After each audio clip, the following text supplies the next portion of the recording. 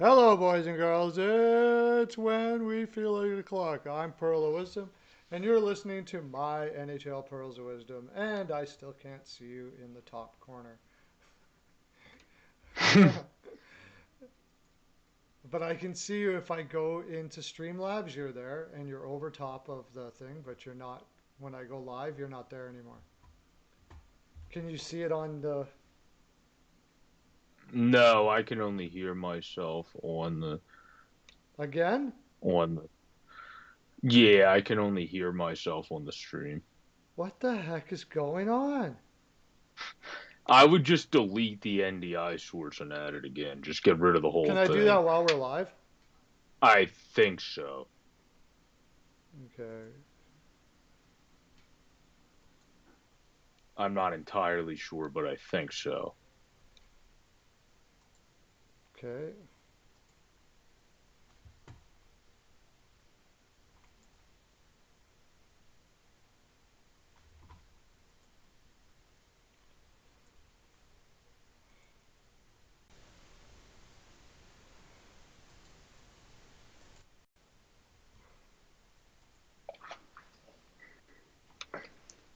Okay, I just did it. Now is it showing up?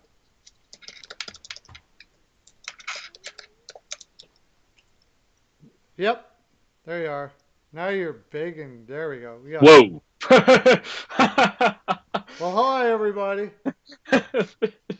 You're not going to believe this, but we just had technical difficulties again. Yeah, whatever. It is. It is what it is. But we're back. We're good. We're going. There we So, go. anyways, Yeah, when I started off with saying it's when I feel like it o'clock, and I had somebody ask me what I mean by that, and I thought that was pretty self-explanatory. I have a philosophy in life when I do things when I feel like it. That's it. I recommend it for everybody. It'll change your life. If you don't feel like it, don't do it. Do you ever see that movie Office, The Office or whatever, where the guy just says, Office "Yeah, Space, you mean? yeah, yeah, Office Space. What a freaking awesome." Yeah. Yeah, I'm just not gonna go. Just not gonna go. That's pretty much Yeah, because The what Office my is the TV show. yeah. The Office is great Yeah. too, but Office Space that Yeah. was. Yeah, I'm just Yeah. not gonna go. Are you gonna Yeah. quit? Nah, I'm just not gonna go. That's a great idea. That's life. That's my life. Okay. So that's why we're doing this right now because this is what I want to do. I want to talk about hockey all day. So that's what we're going to do. That's why I want to talk about hockey all day with Joe. Pro Joe's here. Do I need to introduce Pro Joe anymore? I do. Well, anyways. Pro Joe, you just started doing you start doing new stuff all the time. You're doing picks. You're doing your own pick show there where you just pick the winners on your channel Yeah. right now. I think it's fair to just pick the winners because that's obvious and it doesn't make people that much money to begin with, unless if it's an underdog. I did throw an underdog one in there for one pick, so if you Yeah, want to check, Chicago. yeah, Chi- Shy Town, I think will beat the Hurricanes. They had a yeah, close game it's this game. possible. It's that one gives me the willies. That's why I'm avoiding that game because Chicago Lankin that Lankinen kid is something else. Yeah, yeah, I really like Kevin Lankinen enough that when I started my Senators season, I picked him as my starting goalie for the first season when I simulated. So, good guy. But yeah, he's a very good player so far, and it's great that they found an undrafted goaltender to be their goaltender. It seems like for the foreseeable, and now you got to see who becomes their backup. At this point, that's all they have to figure out at this point if Colin DeLay is a backup or if Malcolm Subban's a backup. Yeah, Other than Malcolm fine. Malcolm Subban, the last game he played, he friggin' screwed me up on my pick. All of a sudden he was playing like Carey Price. It was ridiculous. I was like, what the heck's this all Could about? be. It could also be there's absolutely no pressure on Malcolm Subban now that Kevin Lankinen has taken the starting job. It could just be as simple as that. But He has no pressure I now. don't think Lankinen had really taken it at that point.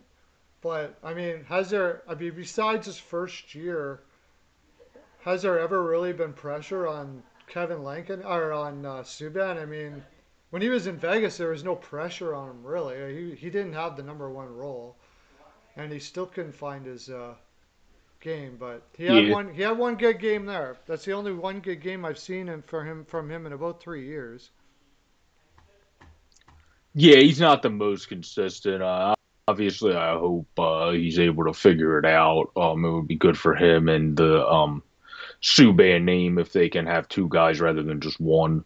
Have been a very productive guy at some point in the NHL. So Yeah. Yeah. What's the what was I gonna say? I mean, he looks like he should be a goaltender. Like it's just one of those things.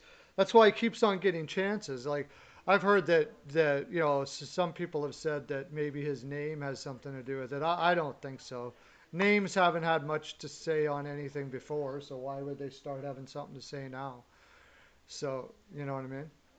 So yeah, yeah, like a lot of people have had names, and maybe they it helps a little bit, but if you can't stop the puck, you can't stop the puck. I mean, it doesn't. no, yeah, you're not going to keep somebody just because of their name. Now you might for their personality, but you're not going to keep them just because of their name. Yeah, that's happened many a time. Yeah, goaltenders and personalities working well in the room and all of that.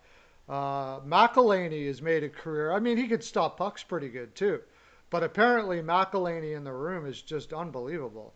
Like he just changes the whole energy of That's also how Pickard, who started for Detroit the other day or yesterday, actually, yeah. um, got stays around the league because everyone says he's very good in the locker room. He's not obviously the most consistent NHL goaltender. He's fine in the minors, but he's always sticking around because of his personality. It seems. Yeah, I think if you're a long term backup, that's got to be there, right? You can't be annoying in the room and be a long term backup at the same time. I think. No, no, you're not going to put up with someone being a nuisance if they're just a backup. Yeah.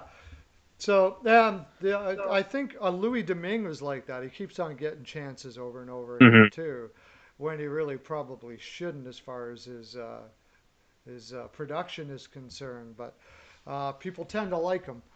Um, Same with who's the guy that was with New Jersey? I'm blanking on his name right now. He's not with New Jersey now, but he was with New Jersey. well, Kincaid, Keith Kincaid. Kincaid. Oh Yeah, yeah, yeah. Hmm. yeah. Yeah, he went to Montreal, New Jersey, Minnesota, right? I want to say Minnesota. He was in there for a I while. think. I think. Who do you think is the best goalie backup at NHL Hockey News Report said? I think we answered that. Oh, no, we said who's the best tandem yesterday. I think. Who's the? Oh, I think we said the actual backup was Grice. Yeah, yeah, it would probably be Grice. I would say I would still go with that. Because he's the most steady. Now he's a starter for Detroit, kind of, But that, but he's the most steady backup in terms of his career path. Yeah, yeah, but that or Halak, if you want to we consider were, Halak. yeah, but Alok was a Yeah, number one. Yesterday we were kind of talking about a guy that was like a career backup, like the best career backup. He's only a backup. He never really been a number one, but always was a backup. That's what we were talking about yesterday. But today we could say uh, Hartford Wolfpack in the AHL. Oh yeah, is that where he is now? Hartford Wolfpack in the AHL. Um, I mean, that pretty good when you good personality can get you a couple mil. I mean, Kincaid did all right in his career. But if you're talking about yeah, like just a backup, like in some teams, there's a lot of team. There's a few teams where you can't even say who the number one is really. But another guy we didn't mention, but I don't think he ever a number one. I guess in Toronto he was for a little while. Reimer he was, yeah. but the best backup, They don't have a true number one though. the be, That's a team that doesn't have a true number one. Carolina, Carolina. yeah, the best backup I Yeah, would think now, if you're not even talking about like history of being a backup, just who they are pretty much saying is the backup now would probably have to be Fleury, I would imagine. He's the backup to Laner, so yeah. I would think that would be the backup now, off the top of my head. Yeah, if we're including guys that actually have once been great and started, then yeah, correct. I would say that's definitely Marc Andre Fleury. Yeah, that's who I would say is the best backup. Um, and if that yeah, taking it with no other attachments to it. So yesterday we'll get in. We're gonna do yesterday's games and then we'll get into tonight's game since there was only two last night. One very good one pretty much pretty. I didn't put this in as a. Dude, I hope. I almost got that score. I said 5-2. Remember, it was five Yeah. one. If Detroit could have just scored another stinking goal. I should have got you to put the pick on the Patreon. The only pick I put in. I didn't think the Lightning were going to score that much. When is we just talked about great backup and Grice was playing. He let No, he wasn't. Pickard was playing. Pickard was playing no yesterday. he got Grice got booted.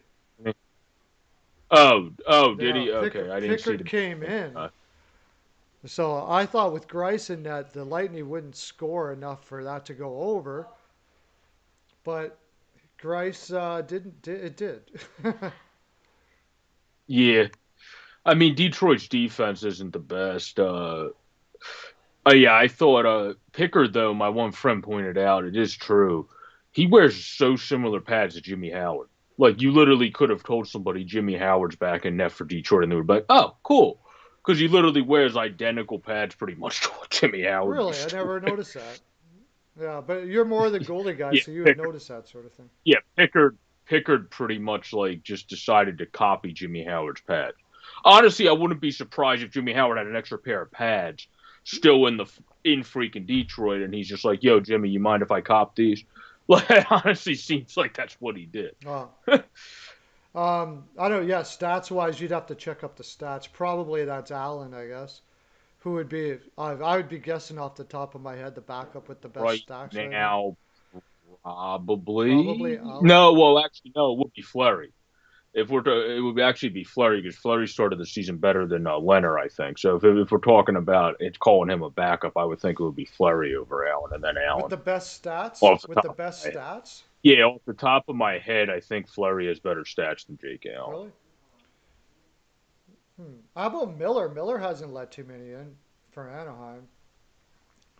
No, which is impressive because they suck. Yeah, but it's also impressive that So when you're a 40-year-old goaltender, yeah, doing pretty It's well. also impressive because he's 38 years old Is he? I thought he was 40 or now. something. I Yeah. was going low on that one. If he's Uh, put a pretty good career together. That guy, oh, he is 40. Yeah, he's 40 40. years old, and he's still putting up good backup numbers. That's pretty cool. That's pretty cool. Probably one of the most underrated goaltenders ever. Yeah, Miller, I wouldn't be surprised if he's one of those guys that until he has a 3.13, 8.93, and for the Ducks, that's actually a lot better than what it looks like. Because, I mean, if you watch 2 seconds of that team, basically you know what I mean by Yeah, that. It's a lot better than what it looks like. Um, but that's a yeah. I don't think Tony DeAngelo is going to be traded for Elias Anderson. Hockey rumors that would be New York and the guy back that they already traded, but that would be hilarious if it does happen. yeah. I think the funny part about that is they probably would take Elias Anderson over D'Angelo right about Mm-hmm. now. Yeah. That's how low D'Angelo has gone. Elias Anderson actually liked. Tom McClellan always says he hasn't been playing very consistent. He got benched again, but he's very well liked. It seems so. Can't say the same for Tony DeAngelo. Yeah, exactly. Yeah, like we were just saying, if you're gonna sit on the bench, you better like you. Uh, so okay, there wasn't really much to talk about that game. It was pretty much over before it even got started. Which is But or no, you had Hedman, Sorelli, McDonough. McDonough's shot was nasty. He just sniped it off the post and it bounced in. That was a really nice shot by Ryan McDonough when I saw that highlight. But the only positive you have for Detroit is Anthony Mantha keeps scoring.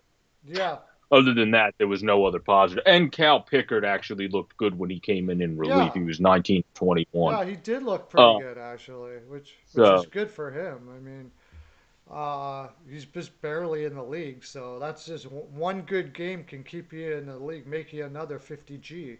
So that's good. Good for him. Brings would you vote for Miller for the Hall of Fame? no, no, Hockey News Report said I like Ryan Miller in his whole career, but he is like just below Hall of Fame level, basically not winning a cup. probably yeah. He probably isn't going to get the respect, mostly because he chose to go to a team based on his girlfriend or wife or whatever who was a model. If he wouldn't have went to Anaheim, if he would have went somewhere where he could have, played more Something better. got better Yeah. games, then he probably could have had a chance. Not to mention he started in Buffalo, although Buffalo wasn't bad at that time, but it wasn't great. So that's kind of a pro. It's kind of if he would have played on a better team, he probably would have been a Hall of Famer for Yeah. sure. True. I don't think he would get in. I wouldn't be shocked if he like. I guess the easier way to put it is if he gets in, I wouldn't question it. If people decide to put him in, I would just say good for him. Well, Like that would be that would just be my reaction to it if they decide to put him in. Where hockey, it's a lot harder to call because there's no limit. Like they put people in that have been dead for years sometimes, realizing they should be in now, and just for some reason didn't put them in 30 years ago. Where baseball, for example, has a 10-year limit, so it's harder to judge if a hockey player will ever make it because you could have someone come along 30 years later and be like, well, you people should have put this guy in 20 years ago, and here's why X, X, and X. mm, And then if that person convinces everybody else, then such and such is in the Hall of Fame. So it depends. It's harder to pick with hockey than it is with baseball. yeah. I don't know. You probably won't, but I'm the same with you. If he was, I wouldn't complain about it. I know there's probably a lot of people that would come up with some other guys that aren't in there that should be in there or something. To tell you the honest truth, I never really paid much attention to the Hall.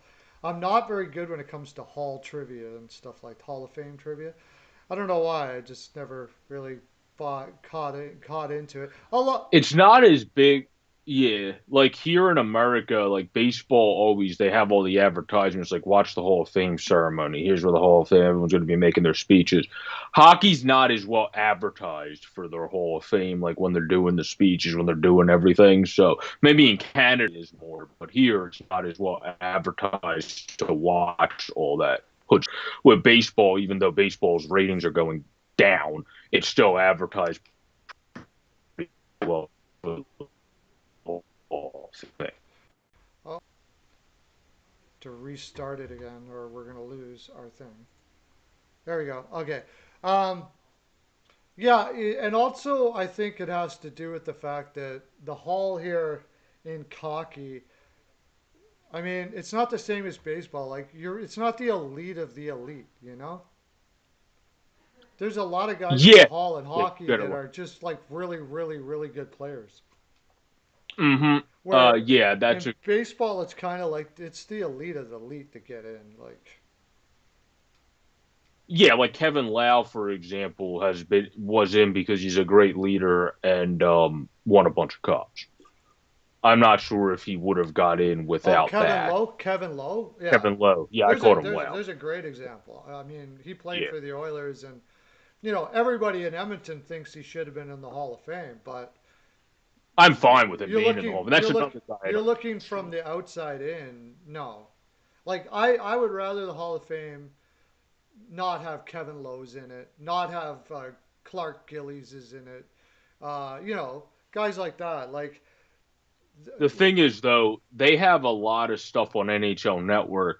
Some guys, when you look back at their stats, you have to remember what you have to really pay attention to what era they're playing. And I meant to say on NHL TV, they have those videos that go around each era and how like centers have developed, how the best goal scorers have developed. If you go way back to people that were in the Hall of Fame from like the 20s to 40s, 100 goals in your career was a great accomplishment yeah, where well, there's guys. So it depends what like you can't go back and look at someone and say they don't deserve to be in because of their totals. If you don't pay attention to the era, you also have to pay attention to what era you're looking at. yeah. But I mean, when you're talking about Clark Gillies, I mean, he was a good leader and all that, but as far as he shouldn't be Hall of Fame worthy. He probably is based on who else is in there. That's what I mean. Like, there's too many people in there where, like, I love Mark Recchi, but as far as I'm concerned, he shouldn't be Hall of Fame worthy. Like, I don't think. Close. He on the bubble. Mark Recchi should be on the bubble. Yeah, I mean, I think Rex can be in. I'm fine with it. I don't know. I'm fine with the extra people getting in for hockey because I hate baseball. I honestly hate how the writers vote. I detest how half of them only submit a one-player ballot or a zero-person ballot. I think you should be disbarred from voting if you do that, to be honest with you. And I'm fine with extra people getting in because baseball doesn't put enough people in. Baseball kind of has a bunch of idiots voting sometimes, Well, in there my could be opinion. a happy medium there somewhere, I think, because I think hockey puts too many, and then, but in the end, I don't really care. Like, it doesn't really matter to me. No, in So, the end, I don't in care the that end, much I either. don't really care. Actually, it doesn't The only matter. guy that I would be happy for if he gets in, and I would actually pay attention to his speech big time and everything, is if Leclerc ever eventually did get in.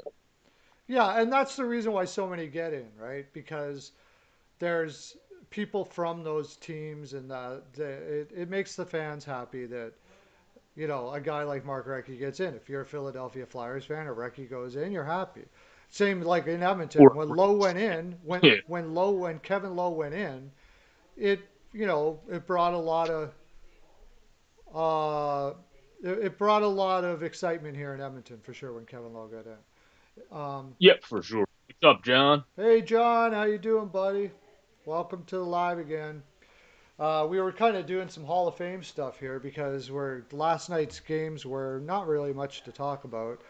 Uh, one thing I did want to say is Cal Foote looks like he's kind of saving their butt there a little bit as far as some of their depth issues. He's looking really good already.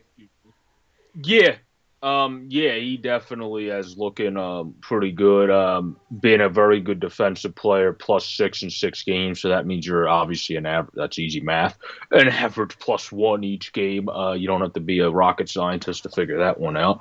And he already has 1 goal. Um, I think he's looked pretty good too. He's a big guy, able to play good defense. Let's put it this way: I would not want to go up against him. Yeah, he looks like he's going to be a Yeah. solid. I'm like 5'8", so if I was good at hockey, I ain't fighting him. Like, Yeah, no, not happening. I'm gonna have to really pay attention when I'm watching Tampa Bay games because I mean that's pretty huge. I'm just trying to think. Didn't they pick him in the middle first? Like it was one of their earlier picks they've ever picked. Cal Foote. I can't remember. Give him 14th. 14th, yeah, middle first, yeah. And look what they got Yeah, up. Hey, Rickett! Ricketts here, off the wall. We got all the goats here today, man. Holy smokes, yeah. Rickett is the freaking. I've said it a million times. I'll say it again. The best ball capper I've ever seen. Awesome. Thanks for coming, Rickett. Uh, What am I trying? he's fantastic. He's fantastic. Oh, there it is. So Like, that's about all I could say about that game, really. I mean, it was a pretty non-eventful game. Totally outshot. It's not like Detroit ever had a chance. The only thing I can say about that is we were talking before about the possibility of Blashill not making it through the season. I'm on the fence about that because I really think Blashill is a great coach, and I really think John's what's over in 5 minutes. what's that? John's absolutely right. That game was over in 5 minutes. Yeah, yeah. It was over in 5 minutes. That's right. Who would have thought Grice would have given up that many goals right off the bat like that? Sort of like what was it? St. Louis was playing Anaheim and Gibson gave up 3 in 5 minutes. I had the under on that game. I'm like, wow, there's nothing you can do about that. I'm picking the under all day on that game. And Yeah, it just happens. when And Gibson probably won't do that again for the rest of his freaking career. It just happened to be on that game. yeah, when you play for the Ducks, you're going to have a stinker every now and again when your defense can't protect you all too well. So, Yeah. and you can't. So, But yeah, you were double right. whammy. Grice was a good. Uh, Grice, or not Grice. Pickett was a good story there. I hope he gets another chance to play. Okay, we'll go to the next game because we got lots of stuff we can talk about. Well, you're right about Blashill though. Before you skip Oh, ahead, right, right, right, right. Yeah, he's a guy that seems like he's all right head coach. It's just you're the coach of Detroit, so it's kind of like I think he's the better version of what Brett Brown was for some people that cross over to basketball too. For the Sixers, he wasn't the most consistent and good head coach. I feel like Blashill I almost called him Blackwell. Blackshill was a very more consistent, steady with his message. Head coach is just you're coaching a rebuilding team, and that's usually sometimes you're the guy that becomes the odd man out for no fault of your own. Just the fact that you're a rebuilding team and they want a new guy to lead the fray when everything comes into fruition. Yeah. It's all going to come down to, we talked about it before, are these guys working hard or not? And Stevie Eiserman will be able to make that assertion, I'm pretty sure. I know Stevie's talked extremely highly about Blashill, so. Um, it, but if you're not getting the energy out of the guys, it doesn't matter. It will be over for you for until the next time. Hey, Mikhail, how you doing, buddy? Welcome to Well, the you life. probably have a nice night. Yeah, probably have a nice night tonight. The Habs should destroy in their game. We'll get to that later, but should have a good night if you're a Montreal fan. Yeah, absolutely. Okay, so let's get to the big game yesterday. What a freaking game! And what are we gonna do about our Flyers, man? I mean, Mhm. could there be a more inconsistent team right now? Well, it's like the meme. I said it in my video. If you want to check it out, my post game video on my channel. It's the Phillies bullpen is pretty much the Flyers in terms of blowing a lead. Last year's Phillies bullpen is the equivalency of the Flyers this year when it comes to keeping a lead, or the Philadelphia 76ers for people that are Philly fans in the past when they would be up by 20 and all of a sudden they're up by 2. Um, the the team needs to figure out a way. I said it. I think they almost have to play like the Hurricanes once they get a lead in the third because they can't multitask without Coots. Like that's how important it seems Couturier is until you get another defenseman on the team. Because I tried to be nice and patient with him, but Gustafson stinks. Yeah, Um, yeah, he's terrible. yeah, he hasn't done anything other than have a couple assists. Like yesterday, I think I yelled at my TV 7 separate times because of something Eric Gustafsson did. I mean, like the dude just needs to figure out how to be more consistent in his own zone if he wants to stay in the lineup. AV's even talked about it. He said, "I don't know who the." He basically, without saying it, said, "I don't know who the hell to put in as my third pair," because he said nobody stepped up yet to take that role. So I'm just spitballing, kind of throwing guys in different games to figure out who the heck steps up. So that's basically a coach saying, I need someone else because I can't figure out who should be in my third pair. So that's why I always say Dund on the market. Mete, don't get a Dermot because you don't need him. He should go to a team that Oh, needs a more offensive defenseman. But the Mete or Dunn um, definitely could help you out. A Dermot's somebody that wants a second power play potential developing guy or somebody that can move the puck more, not a guy that you want defensively. You're just getting another guy that struggles a bit in the defensive zone but has offensive upside if you do yeah, that. I think Dunn was just to kick in the pants to Dunn. I don't really think they have any intention of trading him at all. He just needed a kick in the pants. He's a young guy, and that was pretty much the coach got fed up with something he No, was but if doing. you give them a first and somebody they like, they might say Over yes. a It depends first, what you. over a first, yeah, maybe. But I Yeah. mean, Dunn is they all, up until this year they were like touting him as their next one-two guy. So I think it's just a kick in Yeah. the pants. They're going to keep on going with him, and that's it. But Mete now is could be an affordable option, certainly better than Gustafson, and way cheaper. But you still got Well, he's also way better on defense than Eric. Well, like Mete doesn't get caught in the offensive zone. yeah. Is But I mean, and way cheap. But you still got to pay Gustafson. But I don't know. You might be able to get. I don't know what Montreal would want for him. Probably they would want a first rounder. But considering the fact that they're not playing him all that much in the seven, I think I don't know. I don't know what they you would take to pry it off of him. Scott Lawton interfering with Curali with yeah, that seven was a really seconds stupid left was one penalty. of the dumbest penalties I've seen a player take in the NHL. Off the wall certainly says it straight up, doesn't he, John? Yeah. Um, yeah, That was true. it was stupid. That was just you. There was no reason you had to cut him off like that. First of all, um, no offense to you, John, or Sean Corrali, but it's not like he's an elite goal scorer.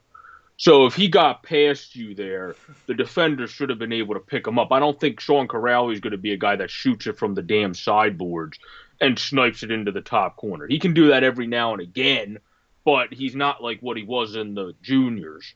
So I mean, unless if this is back 5 years ago when the dude was in the juniors, uh, he's not sniping it. And he would have been. You're right. The puck was 10 feet away. If he somehow hit that in the top corner, I would have just gave him credit to score that goal because he would have had to shoot it from a side angle by the time he got to the darn puck. So yeah, that was a really stupid penalty by Scott Lawton. I agree, and that's a very rare thing to say about Scott Lawton. Yeah. Scott Lawton doesn't usually take bad penalties anymore. When he first came in the league, that was an issue he had before he went back down to the minors in 17 and really grew his game in skating.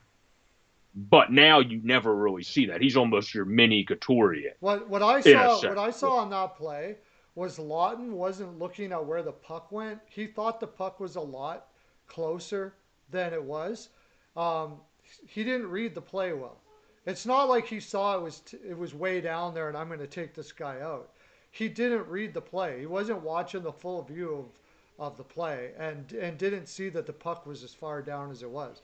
When I saw the replay, it looked like he kind of looked over and went, "Ah!" Like he just realized at that time, "Oh, the puck was way down there. I'm done." Yeah. But Yeah, I mean that could be true. I didn't really focus back in on that replay because I was kind of pissed off, so I didn't really want to watch the replay of the penalty again. But uh, yeah, that could even if that is true though, there's still no excuse for that. So you got to strap up your boots again, come in the oh, next game, yeah, have absolutely. another really good Yeah. game.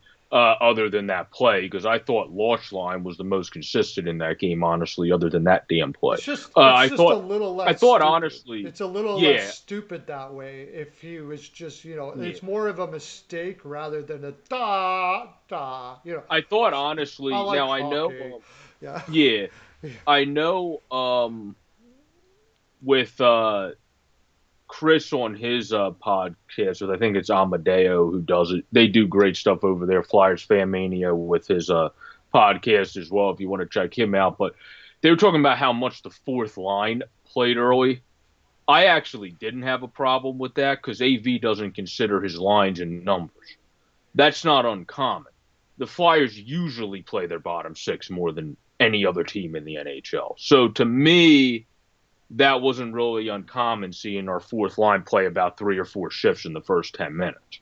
Because AV considers our bottom six the best defensive lines without Couturier, where our top six sure as hell is not our best defensive lines, other than Kevin Hayes, who's pretty good on the defensive end. Farabee's good on both ends, and Lindblom's good on both ends. In terms of centers, Patrick's solid on both ends, but still getting his legs back fully to be great on both ends. He's not there yet. He will be.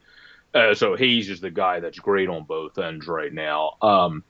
But to me, I didn't have an issue with that because I'm used to it. AV doesn't run his lines like a normal coach. He just runs them how he sees fit in that particular game, which is usually what works for him. And early we did get shellacked in about the first 5 minutes, like Kevin Hayes said, really the first 10 minutes. But and then the Flyers figured it out a bit, and then they played a better second half of the first, still not good.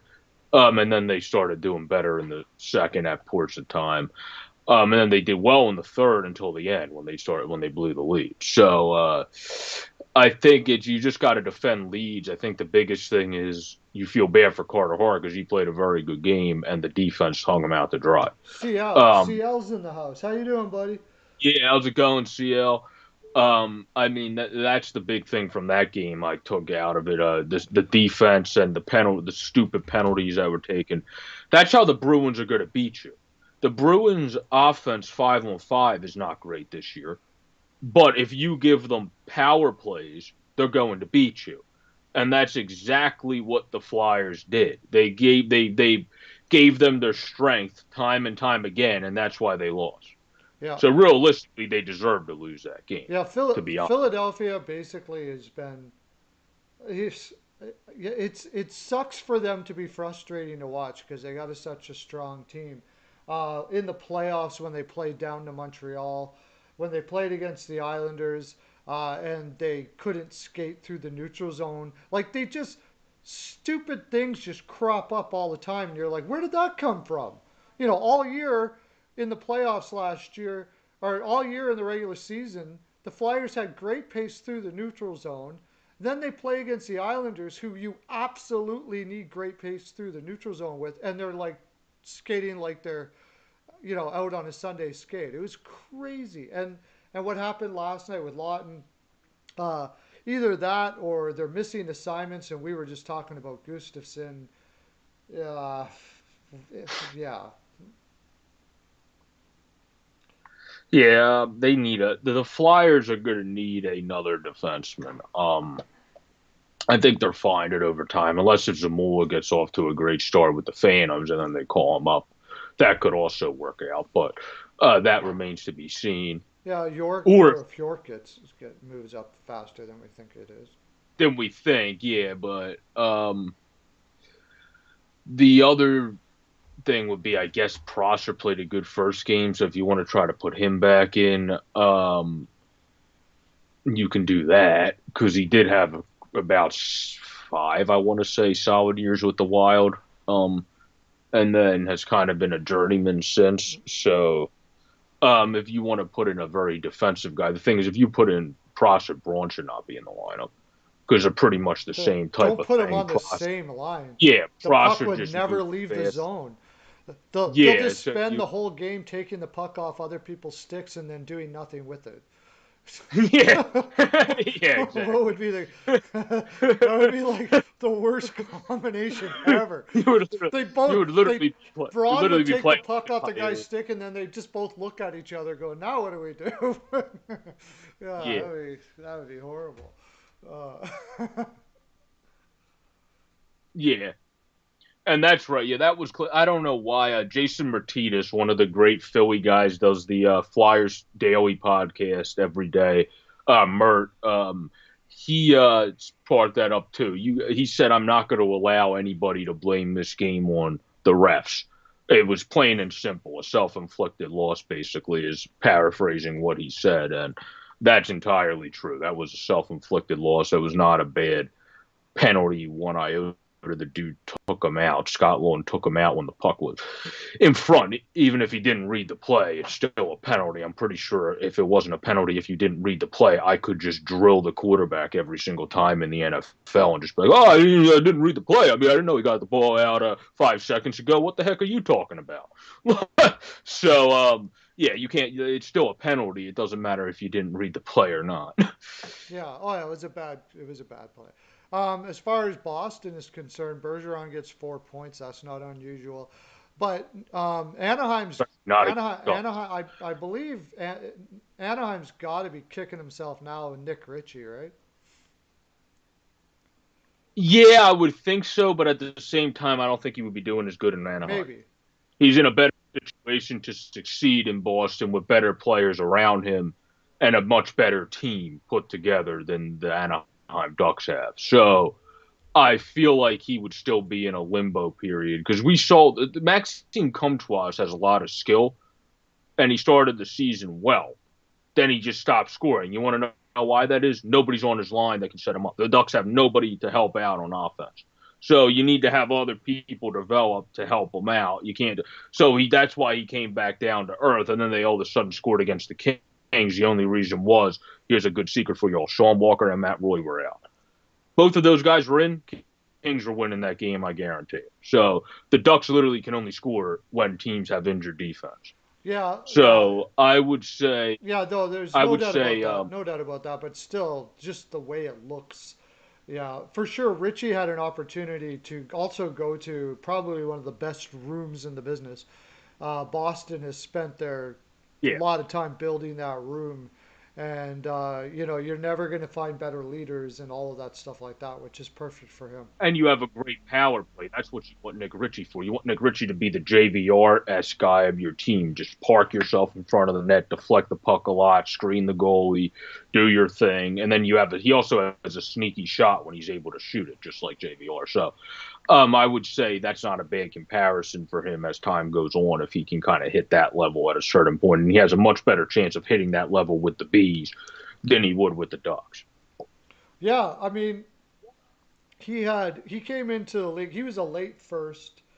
Uh, he had Pacioretty-esque type game. Now, I don't think he'd ever score as much as that, but if he could be like a 50-point guy for the bees, he's laughing. Yeah, that would be very helpful. Yeah.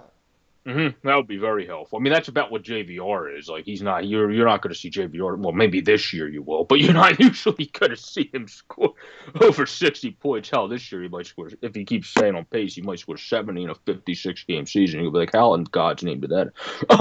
But because he's third in scoring right now to your two good friends. Tied with Patrice Bergeron, which your two good friends are obviously Leon Draisaitl and Connor McDavid. Yeah. Oh, yeah. Well, I guess, yeah. Fortunate enough to have them on one team for sure. No doubt about it.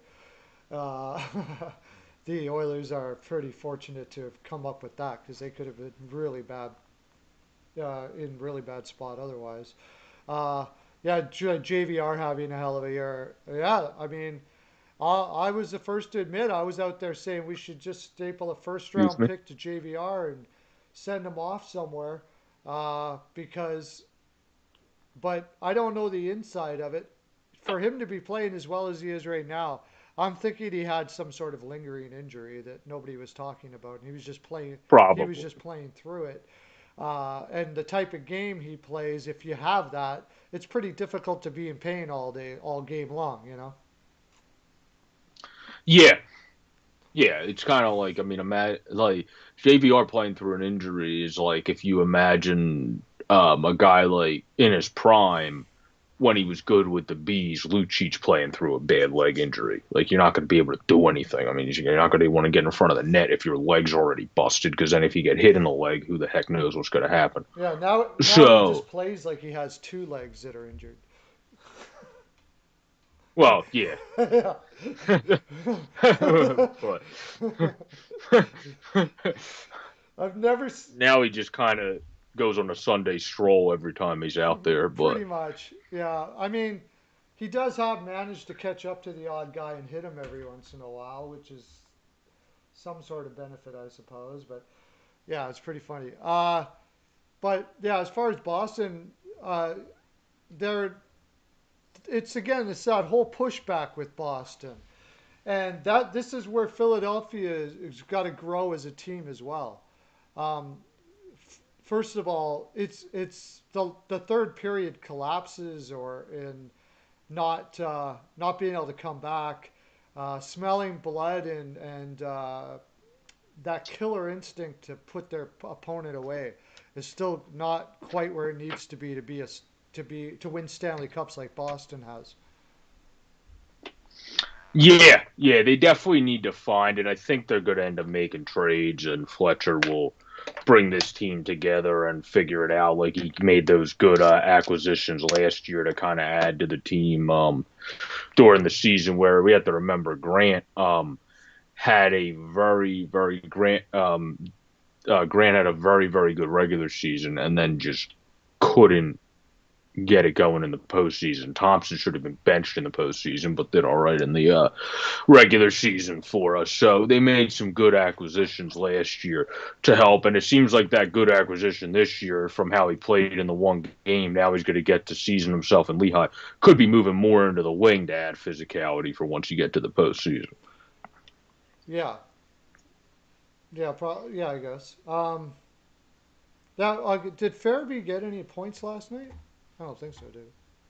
Yeah, he scored that Oh yeah, he sniped did. goal That's right. on the Scott one. Yeah, Yeah, what a that's why I feel like that line played really well. Other than that play that Scott Long decided to be an idiot in the last 7 seconds of the game. So other than that, I think they played they fine. played okay. They played well. Yeah, it's just that killer instinct aspect, which will come. Well, no, I'm talking about that line, not the Oh whole yeah, team. that line. Yeah, yeah, Yeah, that specific line, other than the yeah. dumb play that Long made at the end. Right. Um, and yeah, Carter Hart played well. He can't really be blamed for anything that was going on there. Yeah, it was a fantastic game. It was a fun game to watch. They're going to be playing again here in 2 days, aren't they? Tomorrow is Boston and Philly. Yeah, Tomorrow, tomorrow yeah, at yeah, 7. another day tomorrow. So that's going to be one hell of a good game. Now I'm leaning Philly in that one. I don't think Philly's going to let. I think Philly will get her done at home in that one for sure. The motivation will be plenty for them to win in that game. I would think. Yeah, I think they're bounced back. I think Hart might end up starting back to back just because of the day off, and he had a really good game. But Yeah, we'll have to I would see hope if they so. decide to go with Moose. I would. If they go with Moose, they'll win anyway because it's also going to be interesting to see if the Bees go with Took back to back, even on a rested day, or if they go with Hawk, yeah. Halak. Yeah, that would be that's going to be interesting to see what goaltenders happen there. But either way, I think the Flyers usually they have good bounce back with I think they'll be able to bounce back and kind of get vengeance for blowing that game. Yeah, I think so too. I think they'll play Carter Hart for that reason. I think it's a win that they want to have against the Bruins. There's a good chance that they will. There's a possibility they could play the Bruins in the playoffs, and it's Yep. always good to have that memory in their minds that we're not. You don't want to be losing that many games in the regular season and giving a team that much confidence going into the playoffs against you for sure. And the lack of confidence in your own mind, just the mental advantage for sure.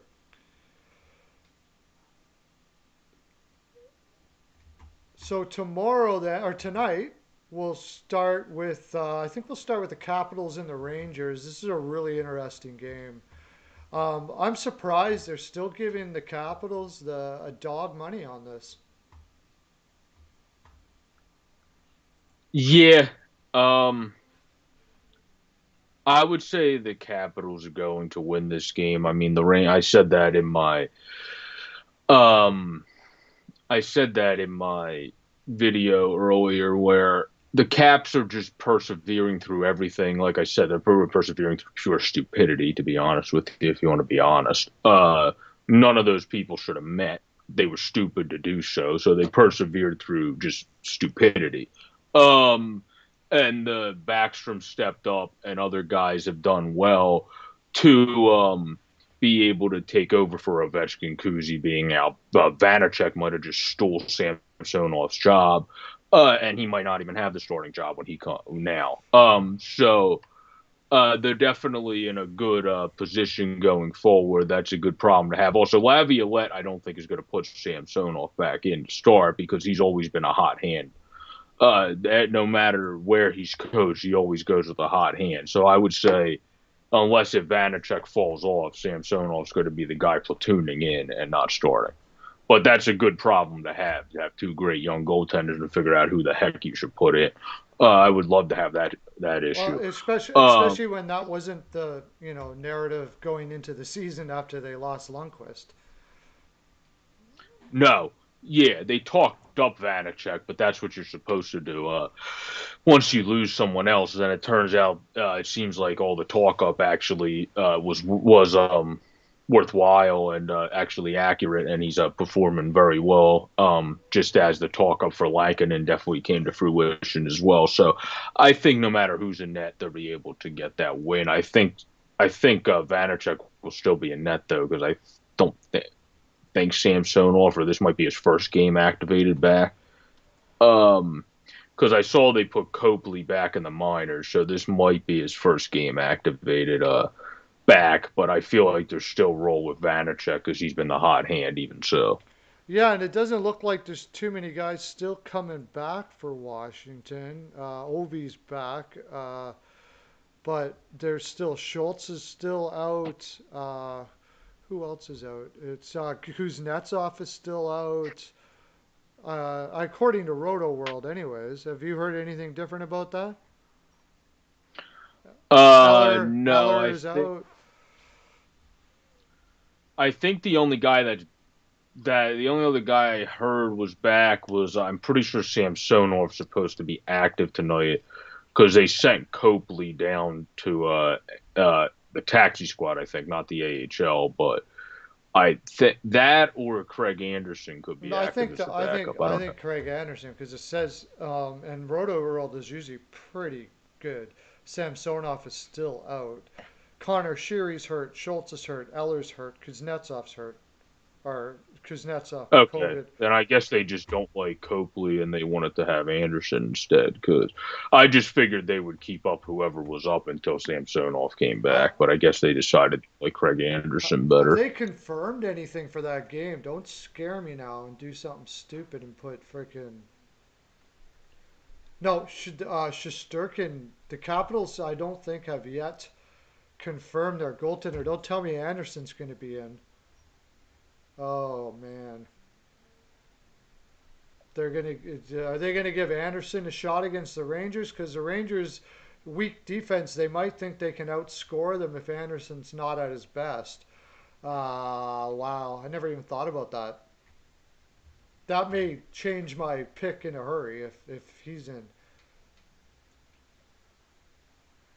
Yeah, it says Vanacek's expected on my Yeah, phone. that's It not that doesn't have doesn't him usually confirmed. mean much at all. That just means they don't know. They got to put somebody in there, so anybody at the last second could go and they could at the last second change it to Anderson because putting Copley down means that they're bringing Anderson on the bench. Vanacek has played a lot. Somebody had to play eventually. I'm a little worried about that. I think Anderson. I think they could be thinking about putting Anderson in. Yeah, granted, even if they put in Anderson, Anderson, we have to remember, isn't that bad of an aging goaltender either. He's just been playing behind Ottawa for the last couple of years, so that's not the best numbers to go by either. Yeah, Where maybe with a better put together Washington team, he actually could be a pretty good old third stringer backup type for them. I think he'll do all right. I mean, I don't see him giving up more than 3 goals against the Rangers, even if he is in. yeah. Then, I mean, you got to think there'll be a lot of goals scored there with those. Even with those, a couple people out for Washington. Who? What's their lines now? You think they got the guys they have out, and you still got lines of Ovechkin, Backstrom, Wilson, Verana, Oshie, and Panic starts to fall off the cliff there a little bit when Richard Panic is your top second line right winger, but still not bad top six when you consider the people that are out, and that's just a deep Washington team. Daniel Carr has been playing in their lineup for almost for what 3 games now, 4 games now. I remember him playing. He played in Montreal. Then he went to Nashville for a while, and he's like a guy that always looks like he should be an NHLer, but he just barely makes NHL lineups. But he always makes them somewhere. He just pops up every once in a while. Oh, he played in Vegas. He played in Vegas too. Yeah, I thought he played in Vegas too. That's what I thought. Yeah, I thought I recognized his name from Vegas. Yeah. So he went from Montreal to Vegas to Nashville. Just signed as free agent all the way. Always puts up good numbers in the AHL. He's not a small guy. He actually plays fairly well defensively. I always wondered why he just never really got on with the team full time. Yeah, when I see him play, it looks like he should be at least get a bottom six spot somewhere, but he never does. Maybe in Seattle. Yeah, who knows? I mean, we'll have to see. That would be a team, maybe potentially. I'm sure he's probably a free agent after this year. Probably just on a 1 year contract, so he could also just be signed by Seattle. That's what I mean. Yeah, So yeah, we'll have to yeah. see. That could be a possibility for him. Yeah, Yeah. Scarboza is playing center. He's another one of those guys that just pops up every once in a while. He started in Colorado, I believe, and he went to Anaheim. I think he played for Florida, something like that. And he puts up good numbers in the AHL. I'm just going to look it up here. Colorado, Anaheim, Florida, and now Washington. Yeah, 54 games. he's played in his career, and he just sort of all hey, there's Scarboza all of a sudden. Where did he go? I thought he was in Europe. You know, he's one of those guys that you Yeah. always think he's going to be in Europe, and next thing you know, he's on a team's roster. So here he Yeah. is in Washington all of a sudden. He's actually a pretty fast dude. He's just not physical enough to play in the bottom six and can't get enough offense to play in the top six. But he seems to be able to be really good at picking teams to sign two-way contracts with that are going to get injured a lot because he manages to play Yeah. every 4 or 5 years or so. It's pretty cool. I don't know why I thought I'd bring that up, but so anyways, that Rangers game, I I I got to go with the Capitals just because the Rangers defense they just can't get it together. Until I see them get it together, it's almost like they're fortunate that Vancouver's in the and Ottawa's in the league right now. Otherwise, they probably have the worst defense in the league. Yeah, that's pretty much until I see them do something otherwise, I'm not going to pick them to win a game. That's pretty much what I went with too when I did that video earlier. That's the way I look at it as well. Which is surprising, really, in a lot of ways because they did play a lot better defense last year. I mean, it wasn't great, but it doesn't have to be great with that lineup. Maybe the thing is, maybe what's happening is Quinn is like, okay, the truth of the matter is we are not going to be champions until we learn how to play defense, and they're kind of working on that right now. And most of the players that they have are not that, not used to that, and they're just struggling with it. That's what I think. That's what I think is possibly going on here. Because it doesn't look like they're not trying. It doesn't look like they're like dead on their feet or anything. It's just that they're not playing with with confidence. Yeah, that's definitely what it seems like. I agree with that. So yeah, and maybe that's it. I picked them as possibly the surprise team this year. So yeah, not looking good for that possibility so far, for sure. Shosturkin's been looking better though. Have you been watching any of the Rangers games? I've watched a couple, not as much as some other teams. He did look better though in highlights I saw from NH via NHL Network, but he he he's a goalie that I think will be good and as time takes him to develop. And then Gorgiev, I think, will bounce back. He hasn't been as good so far this season, but I think he'll bounce back. They have two good goalies, and they'll be able to figure it out there. You do have to figure out how to play a more concise overall game, though, and that's been their big issue. Yeah, and that's not just the defense on it's the team defense in general. And I think that's what they're having a difficult time with.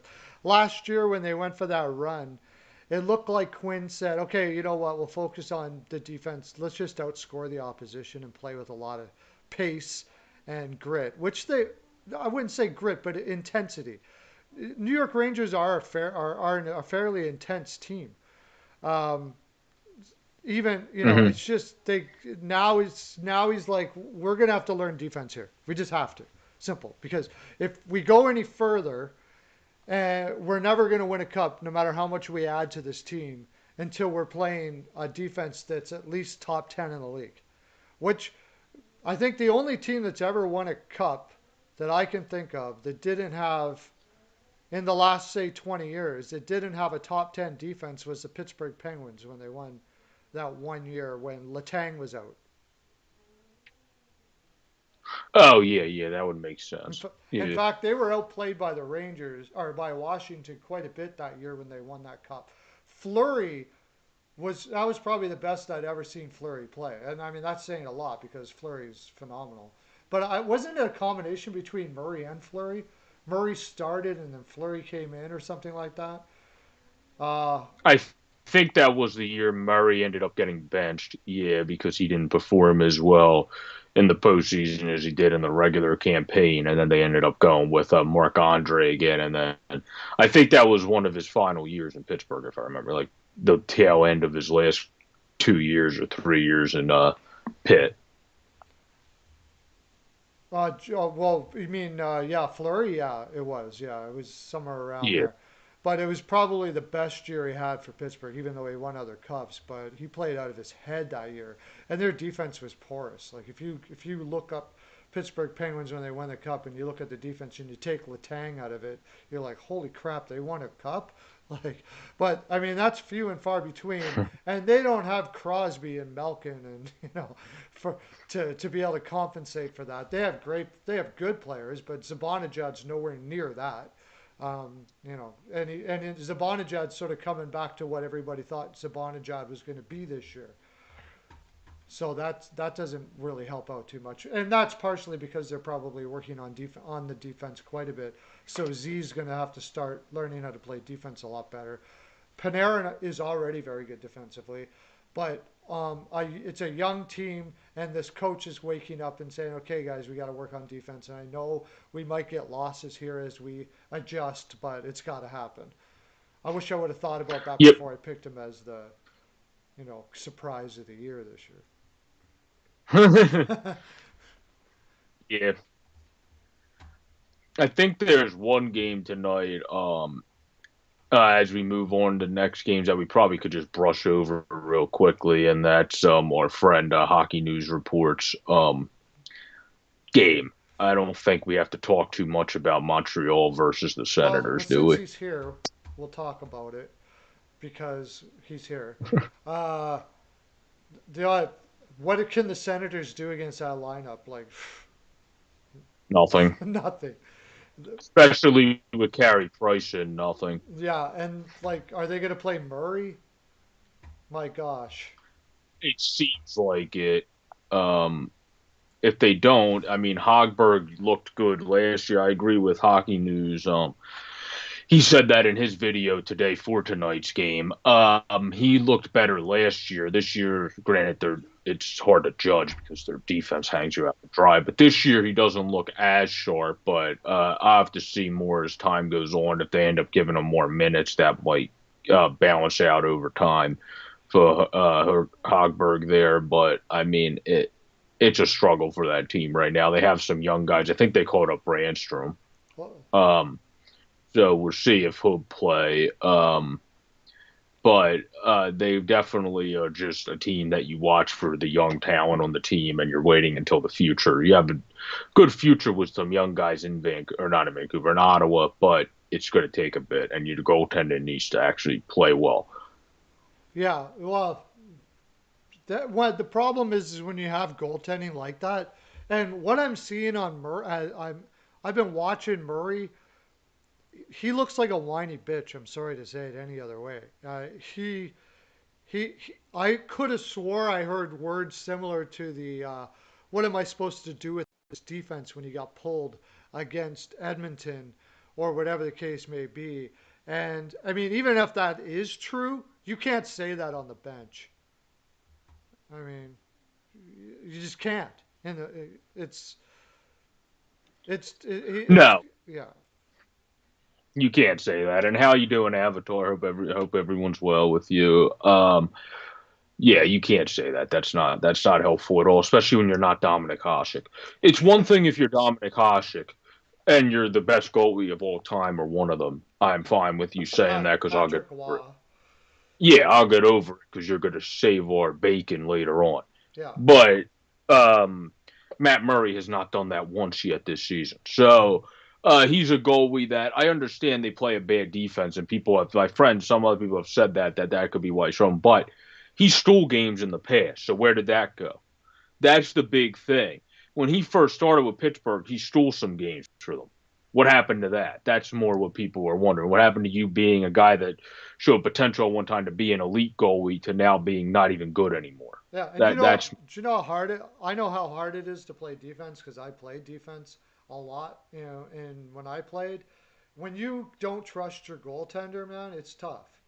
It's tough. Like it screws you right up. You start holding your stick too tight and not wanting to make mistakes. Teams can't take a little bit of a risk for offense because they want to play defense. It's like you're second guessing yourself constantly over all the time. And Murray just gives a team no confidence whatsoever. It was a horrible signing. And so, with that in mind, Montreal, the way they're scoring right now, this could be an absolute bloodbath. Yeah. No, I don't think this is going to be a close game. Yeah, this Tyler Toffoli would probably keep right on rolling against the Ottawa Senators. Like I said, if he played Vancouver every day, he would probably break the scoring record. Yeah. Then you have Jeff Petrie, who right now would be one of the guys you would be voting for the Norris. We talked about Cal McCarr, who'd be the other guy yesterday. Plus 12 best defensive start. He's always been a good defender, but this is by far even his best overall start. And then he's always been chipping in on offense. 13 points, 8 assists, and plus 12. So he's already off to a great start. And then you obviously have, I mean, the only guy that you're really looking at when you watch the Sens right now that's been pretty good all season is Kachuk. Other than that, it's been different guys chipping in different games to score their second goal of the game or whatever. Um, like usually they don't score more than 2 goals. So it's like they score your second goal of the game, what have you. It's pretty much just Kachuk that's been a fun player to watch thus far for the Senators consistently. But and I thank you, Avatar. I appreciate that. But that's really all I have to say about the Senators. Otherwise, it's just going to be negative. Yeah, well, it's just the only reason why you watch the Senators right now is to see what that Stutzla kid's going to do, pretty much. And it's too bad because they have a lot of other guys on that, and Kachuk. I mean, Brady Kachuk. I love Brady Kachuk, but it's too bad because they got a lot of guys. This could really stunt their growth to play this bad. There's, I, I think John the Goat said last time he was on live, he said that he thought that Ottawa was playing worse than Detroit last year, and I can't disagree. I think that could be true. Yeah, probably. Yeah, probably. Honestly, yeah. That's a very stern way of putting it, but yeah, I would say that's probably the case. Yeah, and that's amazing. Yeah, That I never saw that coming. Actually, I thought Ottawa would have a little more pushback this year. You know, the youth and exuberance and all that kind of stuff like that, and just this they look like they already on their faces say, "Can we just get the season over with, get our new draft pick, and move on?" yeah. I mean, the Sens, they're pretty much at this point. They went from getting, they went to get Matt Murray, so obviously, you had more time, or wanted to see if a guy like Gustafsson, in net develops, but well, let me put it this way: if he gets off to a good start for Belleville, uh, he might be up sooner rather than later. Yeah, especially when you're not playing well and you're whining about it. Like that's just Yeah, inexcusable. Do you think Ottawa will be good soon? How many seasons will it take for a playoff? That Mike Reich, thank you for coming in. By the way, hopefully you've subscribed and liked and all that stuff like that. We like you already, so I'm gonna press the like button for you. Boom, right there. That's thanks for the comment. And Van Hook, thanks for coming in. Awesome, buddy. Uh, I I can't say. I mean, how long is it going to take for Ottawa? I mean, when you're looking from the bottom of the well like this, it's pretty hard to see the top, right? yeah. This is like if you're at the bottom of a well and dirt keeps getting thrown on you as you're trying to get back up. Um, Yeah, Murray gets thrown on but you every yeah, yeah. time. Um, but that's the key. It will be quicker if guys like Stützle develop as you hope. I really like Norris, Josh Norris, personally. So if he continues to be the tough as nails type player and just develop a little bit, I like him. And then Batherson has been a good scorer at lower levels. You need to see if he can find that at the NHL level, and playmaker for that matter. And he has speed in his game. But it's your key is goaltending. If Matt Murray can't figure it out, you're going to have to hope Gustafsson comes up sooner rather than later and solidifies himself as a starter to save your buns for paying Murray and it not working out. because that's the only way you're going to be able to save that because you're not going to be able to pay another goaltender while you're paying Matt Murray. So you're going to have, or if Hogberg goes back to what he was last year at times, maybe you can roll with him a little bit more until Murray kind of gets his head out of his butt and actually does what he's supposed to And do. that's a big F. So yeah, so I think it's going to take at least. I mean, I'm going to give Gustafsson until 24 for him to probably hit his prime and really take. So I would say probably 2 years at least, if not 3 to 4. And the other problem is the Mike. That is, The biggest issue I think is that Matt Murray could ruin this rebuild. 4 years at 6 million, and they're not a cap team as it is. They don't spend to the cap as it is, and now you're losing 6 million off your cap again. He could ruin this rebuild for them. That it is essential that Murray turns it yeah, the around. only way he can is if Gustafsson really does become the goalie. Some really, and I'm pretty high on But him okay, too because fine. the only other Even if guy he does, you still got to pay him, and you still got a $6 million asset that does nothing on a roster that yeah, knows. that's a good point. Like That's a good point. You know, yeah, because he I could was really the only other. Sorry, not because of his performance on his ice, which I mean you could always not play him, but it's just because of salary cap reasons. There's guys you might not be able to pay, like Vancouver has that problem with Erickson, right? Like they could have a much better roster and some defense out there if they didn't have this. well, I think I would still rather have Matt Murray than Louis Oh well, personally, yeah, but for yeah. sure, no doubt about that. Yeah, but I'm just saying, Yeah, like it's the same thing, like except it's not as bad for Vancouver because they will spend to the cap. Ottawa won't. So if they've got 6 million on there, or they got to buy him out or whatever, not good, man. Not good at yeah. all. Because the only other goalie Ottawa has who's a ways away, has been doing good is since he's been drafted as a 6th round pick in 18 in the queue with the one of the best team names out there in hockey, the Screaming Eagles. Yeah, Um, yeah, yeah. uh, is Kevin Mandelace, who's a big kid that needs to work on some rawness in terms of positioning and all that chutzpah, but has put up really solid numbers in the queue and has been one of their better goalies in all of his years there. So maybe in about 3, 4 years or so, he'll also be in the picture as Gustafsson really takes the reins potentially. So they could have two guys in the future. I think Hogberg's probably a guy that'll end up going elsewhere as a backup in the future, but we'll have to see how that plays out. He, Mike, was he Murray was sort of like a quarterback who's great with a good O line. When he gets traded to a bad O line, he's terrible. Except for the fact that he wasn't great in Pittsburgh either. And after he won the cups, he's been bad for a long time. When Ottawa signed him, I was like, "What are you doing?" Especially, I could have saw like 6 million 2 years, but 4 years. So that means that somebody had to be offering him something out there for them to have to go 4 years, 6 million. Either that or his agent is like, if my son was an NHL player, he'd be on the top of my list of agents right now. If you could get Murray 6 million for 4 years, holy crap, man! You are the Wayne Gretzky of agents.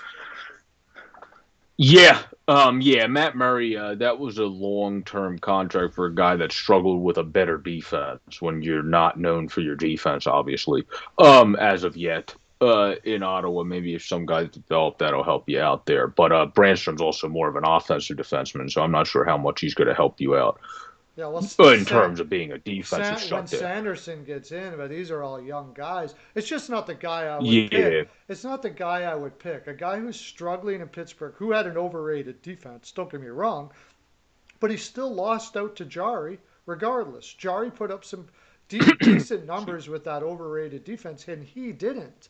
So to take a guy that was in that situation and bring him into an organization that is fairly fragile with young players, and you're bringing in Gubranson to be in your top four. It just I don't get it. I don't get it. Obviously, they must have had some goalie coaches there that said, I see some things in Murray's game that we can work on. And maybe they still can. Maybe it's just that they haven't got it through to Murray to, whatever it is that has changed in him or whatever. Maybe he's going to be okay, but he better be, because if it doesn't happen, then Ottawa is in. Again, it couldn't happen to a worse team because Ottawa's not a cap team. They can't absorb the 6 million as well as a lot of other teams out there might be able to. Is DJ Smith on the hot seat? I No. think he has to be if this team gives up on him, and it looks like maybe they are quitting on him a bit. Yeah, I would say so. He's probably the biggest hot seat guy, even more than Blashill right now. Yeah, I would say he's probably on the hot seat the most out of anybody at the start. But yeah, I mean, the only other guy I would see coming up soon for them, just because he's their taxi squad goaltender, would be former, I believe he was with Detroit, the former Detroit property man, Joey Dacker. Oh yeah, But yeah, yeah, yeah, yeah. yeah, That's not somebody you want to be pinning your hopes on. He's a clear career minor leaguer. So yeah, but we said we weren't going to talk much about that game. Well, we sure found a lot to talk about, didn't we? well, we did. Yeah, we do. We talked. Yeah, I think we talked more about that game than we did the Capitals and Rangers. Yeah, well, we've talked about the Montreal to death, but we haven't really talked much about Ottawa Senators and Murray and all that kind of stuff like that. So we'll move on because we got there's several How games on and Yuck tonight. goes. Uh, Yeah, let's see how Yuck does tonight. I mean, I wish the kid well. He hasn't been able to find a steady place in his career yet, but hope he does. Hope he finds a way to do it. He has the skill. He just needs to have the head to be consistent. who's that? Did he say? Alex Volcheck. Alex Galchenyuk is just he's obviously got a serious attitude problem. I mean, you, That's why I said he has the skill. He just has to have the head to be consistent. That's a nice way of saying that. yeah, yeah. Yeah. There comes to a point where you can stop saying nice things about it, like where you really just have to say, dude, whatever it is. Like apparently he's a Yeah, loner. but at least with Volchenyuk, I still get 10 to 15 goal potential. Where I like it's probably because I'm just been cursed with watching Eric Gustafsson for the first few games of the season. So like watching someone like Galchenyuk, I'm like, at least you still score 15 goals. You might piss me off sometimes, but at least you still scored 15 goals. Where Eric Gustafsson, I feel like I might lose my hair by the end of the season if we don't trade for another defenseman and actually have somebody. It might just be that, but. I would rather have him on the Flyers, let's put it that way, than Eric Gustafsson. So Galchenyuk is going to be in tonight. Hockey News reports. So that'll be interesting to see. I don't know. Like nothing wakes that guy up. It's That might wait. That what hockey news rumors just said might go to the Stars, play on the PP with Radulov. That might be a thing that could wake him up. Brick Bonus has been known to get the most out of anybody that goes into his system. Um, I mean, hell, we got Tyler Seguin to commit to playing defense.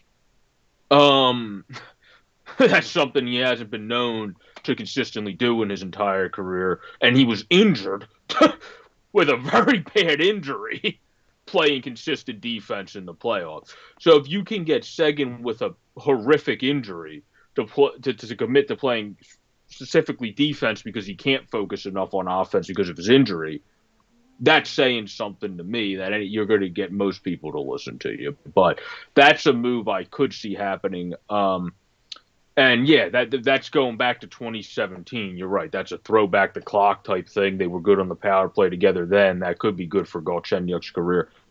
So if anyone from the Dallas Stars is watching, there's a sneaky player you guys can pick up to get potentially even better at well, scoring. the problem with Galchenyuk going to that team is that Radulov did play with Galchenyuk, and I think Radulov would be like, no, don't bring him in here. I don't know what this guy does in a room, but apparently it's a disaster. Like he's complainy. He shows up late for practice all the time. He's entitled. He thinks like all of the things that you don't want in your room. Galchenyuk is a nice little package of that. So that might be the Yeah, reason at why he least he doesn't. doesn't fight your goaltender. Well, not yet, anyways. He has that I kind don't of think he glue. has it. Yeah. You know what? I don't think he has enough spunk in him to do that. That's the problem.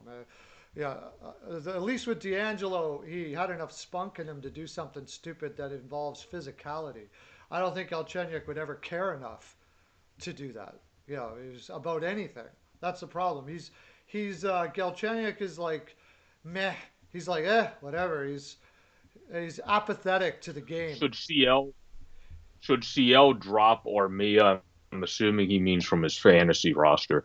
Do you think he's close to coming back, Joel I Armia? haven't heard anything about Armia. I could check for you real quick here. What Yeah, let me go on Google real quick. I'll check for him because I haven't heard anything on it either. To be quite honest with. now? The hard part about Armia is when he does come back, they've been running so good he might not get in the lineup right away, anyways, and they're probably not rushing him back at all. Uh, No, I wouldn't. It says remains out 5 hours ago. From CBS Sports. Armia concussion won't be in the lineup for Thursday versus Ottawa. He did resume skating Monday, but like it says, concussions are tricky, so it's a work in progress on yeah. what his entire timetable is. The Um, good news is he's day I to day, but you know, with yeah. How deep is your team, CL? If you have a deep team, um, I would say he's going to be back soon enough that you should keep him on your roster. Now, at the same flip side, if you have a guy that's doing really well on waivers or in the free agency in your league, if you don't have that big of a league and you have a deeper free agency is probably the way to put that. Yeah, that might not be a bad move either because you might be able to get somebody that you get more bang for your buck for over time. But Joel Armia is a pretty good player to have that's a bottom six get for your fantasy team. But yeah, I haven't played hockey fantasy in years. yeah, I haven't. I haven't had time. I want to. I want to have the time. You know, once well when as Steel Flyers is growing here, steelflyers.com, all sports network, it's the best there. I said it.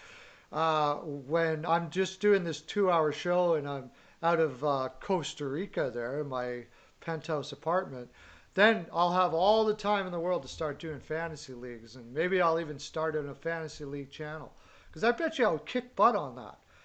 Like I love that idea. I love talking about I should I didn't mind keep Joel Arm? fantasy. I love Yeah. hearing the guys talk about it. I'm like that sounds like right up my alley.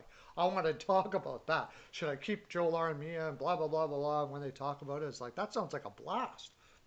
Lots for I would keep or yeah, I would keep Armia because Lotz is going to go back down to the fourth line probably CL when Cooch comes back. He'll probably be our fourth line center again. Armia is more likely to play up in the lineup than Lotz when everyone's healthy, in my own opinion. Well, So, lots is our utility guy. So he just seems to always have a place because he can play anywhere. That's what's oh, he always has a place. It's just also Armia's a winger. I feel like he has more scoring opportunities via that since Lawton, like I said, is kind of a very good defensive PK guy and is on gets more minutes for that reason. But they're pretty similar, I guess. But I would just keep Armia at that point. He's already having a good season. If you have somebody else that you don't want that you could pick up Lost for, though, that wouldn't be a bad pickup. Yeah, I think Armia might have a little more offense than Lawton does. But he doesn't. He's not as adaptable as Lawton. But he puts up some pretty decent offense. That was a nice pickup from them from Winnipeg. Um, that's how many times like say like with Bergevin. I know they went through a rough spell there, but he did make some nice little moves for that roster that kind of go unmentioned. And Armia was one of them. That was a really nice move. Yep. Oh, no. Yeah, a lot of people pulled some guys out of Winnipeg. Can you still hear me all right? Yeah. Okay. Um, anyways, where are we going here? Did he ask? Got to go see you. Oh, okay. See you at Oh, NHL thanks, NR. Hockey Thanks News. for coming in. Yeah, thanks for coming in, and I'll email you about something if you could get me a cool Phantoms one for when I start doing my Phantoms podcast. But I'll email you about that Yes. later. Have a good and safe night. Twitter me that. I would like to get a thumbnail He made doesn't have up. a Twitter. Okay, he doesn't have a Twitter. Yeah, I would yeah. like to get a thumbnail made up too, NHN, or for sure, absolutely no doubt about it. I suck at thumbnails. I'm terrible at it. I'd love to have one made up. So everybody subscribe to him too, if anybody hasn't. Yep. NHNR. He's got a good channel there too. Uh, okay, so let's go to another game. Let's go to I Is don't that a know vacuum? what's that. Yeah, it's a Was that a vacuum, and I vacuum? can't stop the person who's doing it too. So Oh, okay. yeah, it sucks. Uh, let's go to Nashville versus Florida Panthers. I find this to be one of the most interesting games because uh, the Florida Panthers are 5-0-1, and the Nashville Predators are looking like maybe besides Ottawa the worst team in the league. Would you agree with that? Yeah. They somehow scraped out the 4 win. Yeah, they did. Yeah, well, they have. That's the thing, but they've looked terrible doing it, and most of that was in the. I could be Okay. wrong. What's that? Okay. What's that? No, I thought I lost you. It froze for a second. Scraped out wins is probably the best way to put it with Yeah, yeah, yeah. the Nashville Predators. I mean, I feel like Hines is probably another guy. Speaking of on the hot seat, John Hines might be somebody if they don't get going soon. Is also on the hot seat. And then Joel Quinville is one of the favorites to win the Coach of the Year if the season ended right now. Especially because Bob ain't even playing that well. I mean, you're doing this when Bobrovsky's playing solid. He's 3-0, but I mean, his goals against looks good, but his save percentage looks terrible. His save percentage is still an 8.94. He's bringing it back up, trying to get there. Dredger's actually looked better than him in his a couple games. So the fact that you persevere past Bob still figuring out, which it seems like he's starting to do, so that's also a big Yeah, he positive. did look not too Since bad. he's He's bring, he's looked not too bad, which yeah, is better than absolute he's bringing dumpster back up fire. exactly. Yeah. He's bringing back up his numbers. And in Florida, you're not going to adjust right away, unless if you're Roberto Luongo and you just love life, you love the world, you're happy about anything and everything every day, and you never have a bad day. It Like seems. me. Um, yeah, like that's pretty much Roberto. So he's just a different breed. Um, and Carter Verhege is a great young, not talked about much player. Von Hook, you're right. He's off to a great start. They got him from Tampa. He's a guy. I think we talked about it last year. Could play up in a lineup more. It's just there was no need in Tampa. Yeah. But now you saw that is entirely true. He can play in more pivotal roles and succeed as he's doing in Florida. That was a very good sneaky pickup by the Panthers to hop towns there and come from Tampa right down the highway to the Florida Panthers there. That was a very good move Yeah. by And he's them. the exact And opposite of Galchenyuk. Like that's a guy you want. oh The yeah, exact opposite of Galchenyuk we were just talking about.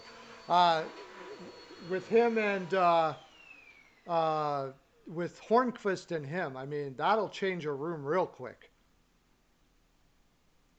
yeah. You have guys that bring in winning pedigree, winning good stuff. I mean, for the other flip side, Soros has also looked better in recent games, and Nashville has struggled. He brought his number back up to a 908. I think he was in a low 800s a couple games ago too in his save percentage. And has a 2.82. Actually, both of these goalies have almost the same goals against average to start the season. So if he's able to kind of revert back to at least being solid, then they have a better chance of kind of putting something together here. Where Pekka is old, so I mean, yeah, that's why you need UC Sora, who is staying Pekka reading at this point of his career, but with a good defense, when you're playing good in front of him, can still be a solid, at least Anderson level backup, if not more. So, that's kind of where he's at. But I think the Panthers are going to win this game. Personally, they're playing a lot better. Verhage actually leads them in goals thus far, and I think plus minus. So he is off to a very good start. Duclair's off to a good start too with his sixth apples to start the season, being the kind of more of a playmaker than you're. I mean, he's not a bad playmaker, but you're often used to seeing Duclair shoot the puck a little bit more. And then Barkov has off to a good year, leading the team or tied with the team lead in, in points, I think. So I mean, but all of these guys are all off to very good years and doing very well. Or no. Verhage actually has a team lead in points. What's his name? He passed him, I think, last game because he has 7 now, and Barkov has 6. But their team is doing really well. I mean, everybody's doing well in Florida, and they just need to keep doing their thing, and they're going to keep getting it going. I mean, you're doing good in spite of the fact that your elite goaltender is not playing elite. So I think that's a good sign. And then moving forward, you're just going to get better. Yeah, yeah, for sure. I mean, the we talked about it before. We were on the side of Florida having a surprise year this year because of that change of culture and stuff like that. On the other side of it, but we also were not thinking that Nashville was going to do well. But I mean, this is getting Yeah. to the point of epic. Your top two centers have no goals and 3 assists each. Like that's just ridiculous, absolutely ridiculous. And the thing is, they're in Yeah, but Nashville. one of them's really Imagine, good. imagine if they were in Toronto, Vancouver, Montreal, Boston, or whatever. People would be losing their minds with that. Yeah, but one of them's a great singer. So it's or not singer, musician. It's all right, you know. Well, I don't. He's a musician.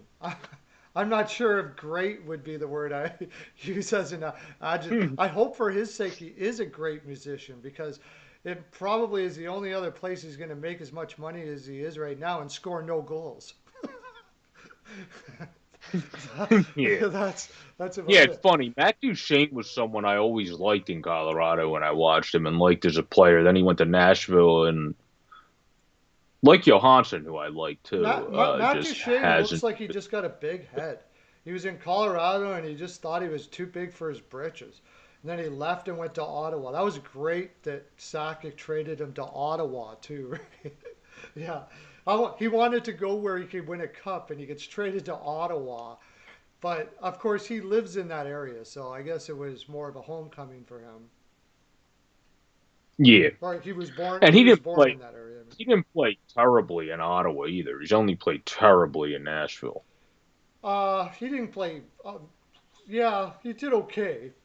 But once he went to Nashville, I guess he picked up the guitar and put down the stick because he has looked like a perimeter player. He looks like we should one of these. But maybe we could do it now. The all um, the all overpaid team like Duchesne and Skinner on one line. Yeah, because Ottawa he had 23 goals, 49 points, but was terrible plus minus. In the end of 17-18, and the following year had 58 points or 27 and 31. So he still did pretty well in Ottawa. He did, yeah.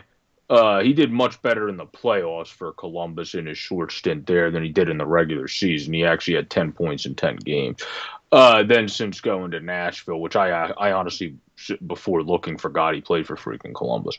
And then in Nashville he hasn't done anything. That part I honestly completely forgot about before looking at Cap Friendly that Yeah, he went to he even Columbus. played for Yeah, he did. Columbus for that short Yeah, stint. and he played not bad in Columbus either. I mean, it was okay, but as soon as he got that $8 million a year, that was it. Like he he Yeah, stoked the fire, put his feet up, and that was it. That's what it appears like, and that happens. Just like as soon as Skinner played, almost always, even in Carolina, he played great on his signing year, before his signing year, all the time. And then after that, he had an average to low year. He was very inconsistent. And he did the same thing at Buffalo. Went in there and scored 40 goals and gave up his body to get in the right positions. And now you watch him out there, it's like, who is this guy? Like, oh, he's terrible to watch. Should Nashville go into full rebuild? I think so. I think Nashville should. But then I guess I always do. I was trading Kane away there, Lalo, a while ago, and look at Chicago now. Showing us that they have a lot more in the cupboard than we had. We were really paying attention to. Yeah, it's going to be interesting. There are usually those middle market teams don't try to do more of a retool than a rebuild, so they can keep everybody focused and paying attention to the team. Compared to the Boston's, Phillies, and whatevers of the world, even the Kings, they have a pretty good fan following there. Probably an underrated fan following, honestly. And they can go more into rebuilds and get away with it. If you're a middle market team, sometimes you have to use the word retool and rebuild in order to keep people Yeah, focused. and the hard part about it is, Same with Chicago. Chicago could get away with it because Chicago won a bunch of cups in this era and has been one of the best teams of the 2000s from 2000 to now and in terms of actually finding a way to win and cups. they're So original six too, so yeah, and they've they're got a hockey yeah. tradition there. But Nashville, I don't think they have a problem with fans there. From what I hear, their fans, they're the type of fans Oh, they don't have that a will problem with show up. That fans. will show up anyway, so that'll be good. But I mean, the problem I think for a rebuild is especially with the market now. How are you going to trade Duchesne and Joe, two centers that have 0 point, 3 assists and 0 goals so far this year, and have not really been playing up to their contracts for a while? Who's going to take them off your hands?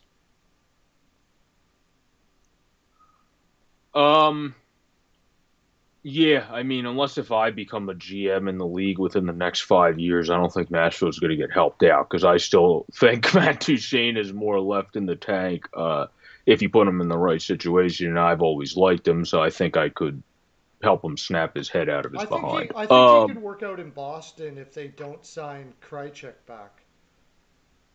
Krejci, yeah, that makes Krejci sense. back, yeah, because Yeah, to play with the Bergerons and stuff like that can kind of, hey, you know what, kid? I think he could also work in LA if you want to have two centers because Velarde's been struggling a little more early than people anticipated. So if you want him to move down to three, you can have, and then you have Byfield too. So you also could have Byfield then be a ridiculous winger.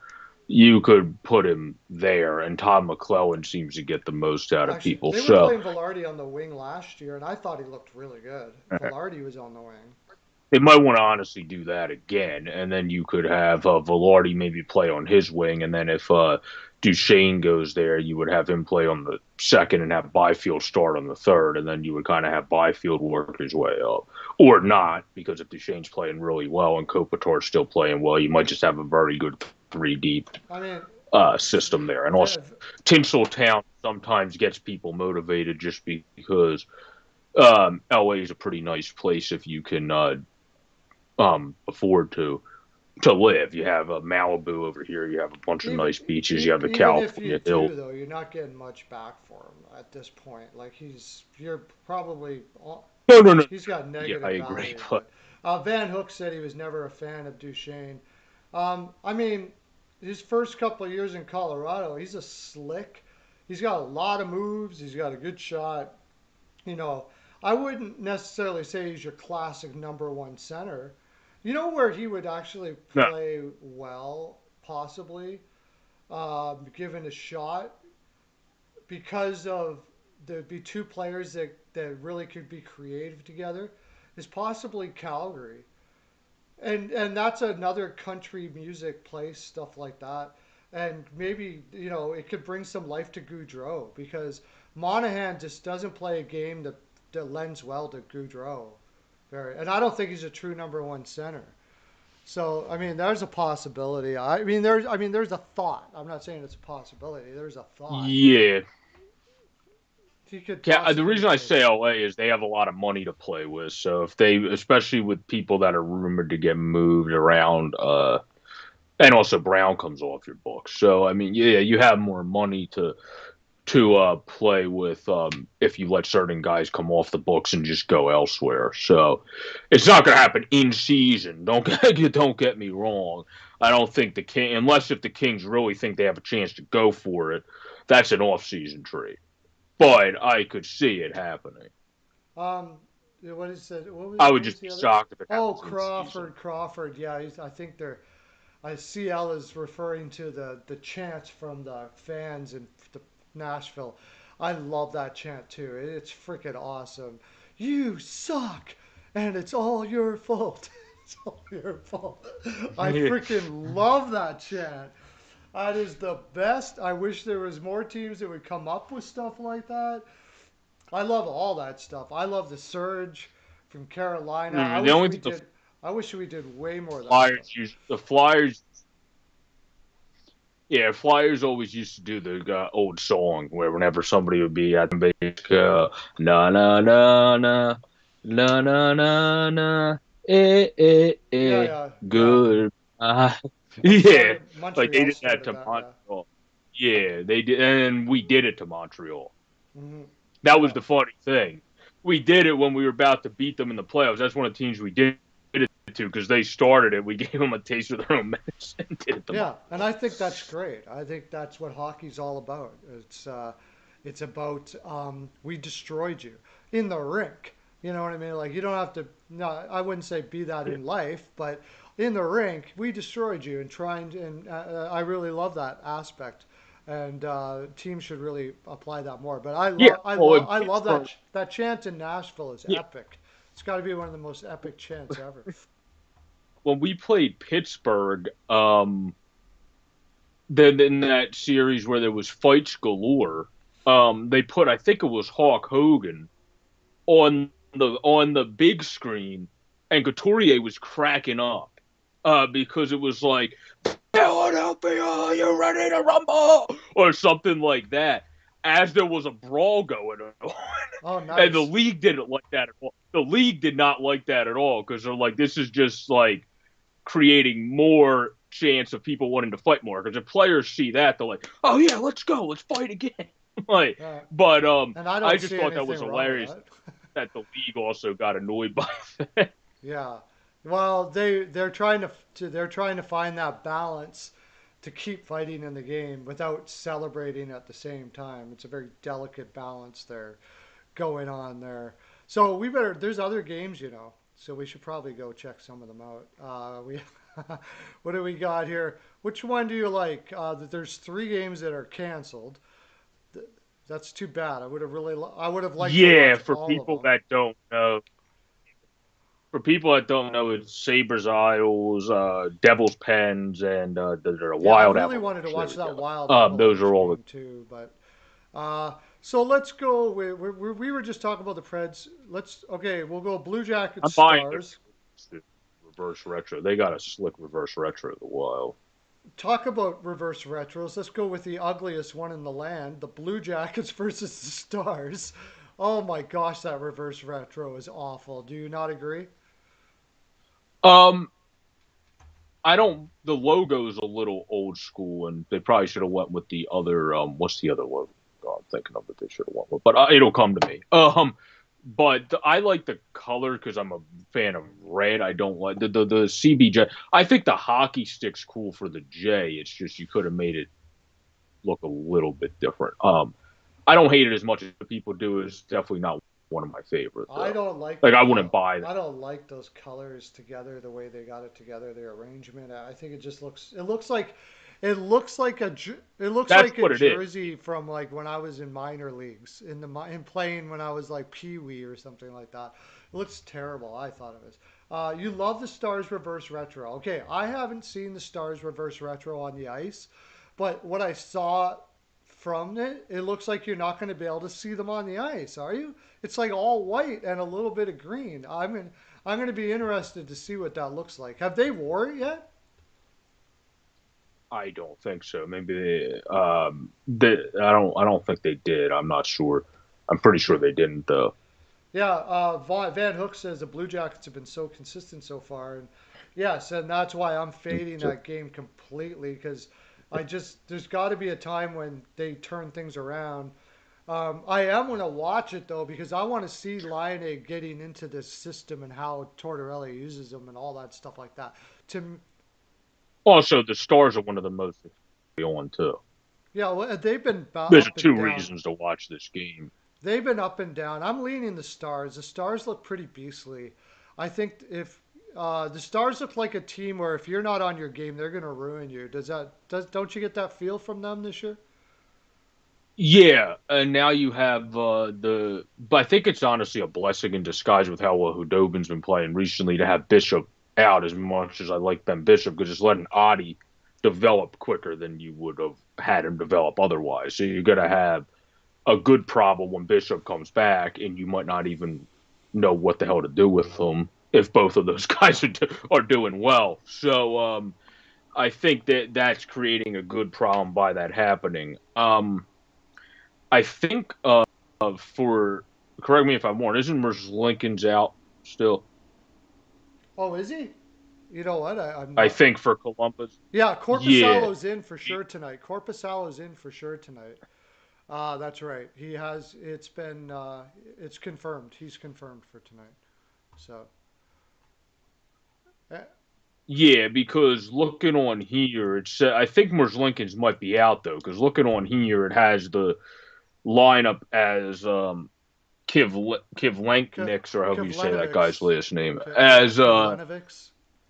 yeah, yeah, as the backup listed on this. That's what I'm trying to see on Cap Friendly what it says about him because I don't recall him getting injured last game. Granted, I shut that game off before it. Because this thing has him as the backup. That's why. He did get injured. Huh. He upper body day to Yeah, day yeah, yeah. I for noticed he Elvis was injured. So Lincoln. So yeah, yeah, I you gotta can't. go with Dallas on that game. I've never been a Corpusalo fan. I think their system made him look a lot better than he was. I just never thought he moved well enough to really be a number one center, a number one goaltender. Yeah.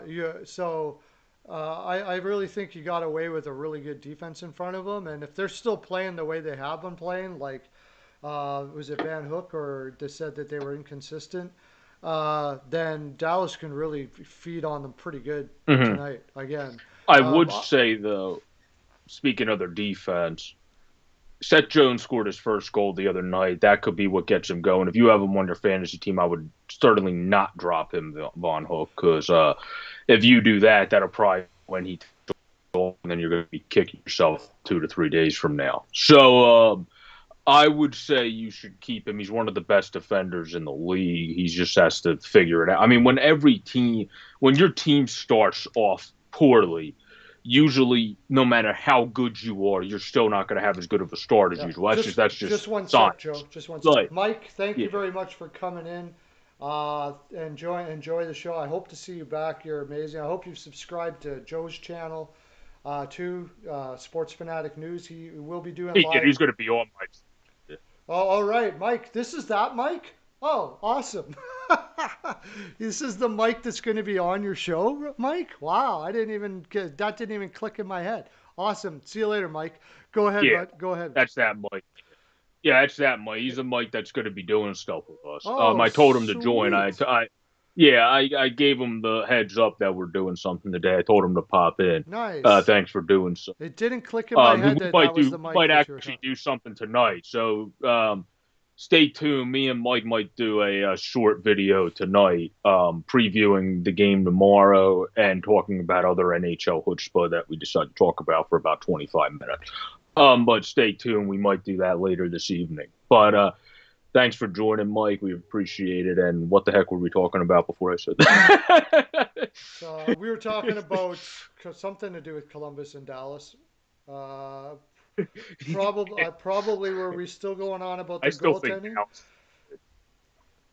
Yeah, I think Dallas is going to win. Merz Lincoln's I really do like, though. Me I too. think if you're going to have a starter merge, I think it's going to be him. He's a big kid, positions himself well. I don't dislike Corpy. It's just Corpy's had inconsistencies. That's probably the best way to put it. I would yeah, he just said thanks guys. Yeah, on that mic, huh? Um and we'll have to send you guys some Wawa. That's what CL Oh said. yeah. I don't even know if Steve knows what Wawa is. Do you know what Wawa is? I would have thought that would be water, but I don't know. No, it's a food Oh, I place. Yeah, no, I don't know what that is. yeah, it's a convenient grocery store that's big here in the States, especially in the Eastern Seaboard, since they have ones in Florida now and so on and so Yeah. forth. Um, but yeah, it's a big store to grab sandwiches, turkey bowls, etc. From if you're in the States, especially the Philadelphia area. It's actually where my dad's first job was. Fun fact about my family was at a Wawa in Okay, you Manioc. know what? Now Um, I've heard of that. Yes. I've heard it since you said a Wawa. Now I've heard of that before. That's been around for a long time, right? a while, Yeah. yeah, yeah, Uh, yeah, because my dad's in the yeah, '60s and I've heard people. of that before. Now that you mention it like that, you put it in that context. So, huh, interesting. Well, if you ever come down to the States, that's where we can When you can have when I come down to yeah, the States, I'm going to be going down there to see you guys for sure. yeah, we can go to Wawa. It'll be a trip that we can do. They also have Sheets, which is another place that certain people like. It's either you're usually that's a rivalry though. I'm personally fine with them both, but there's a lot of people that the Sheets and Wawa rivalry is almost like the Pens and Really? Flyers. That's funny. It's like no, no, no, Wawa's better. No, Sheets is It's better. like Shut your mouth. I always found It's I like always found sometimes that it's honestly funny. that strong. like Yeah.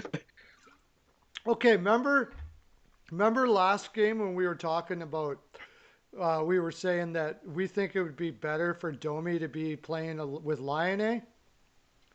is he playing with Line? He's playing with Lion.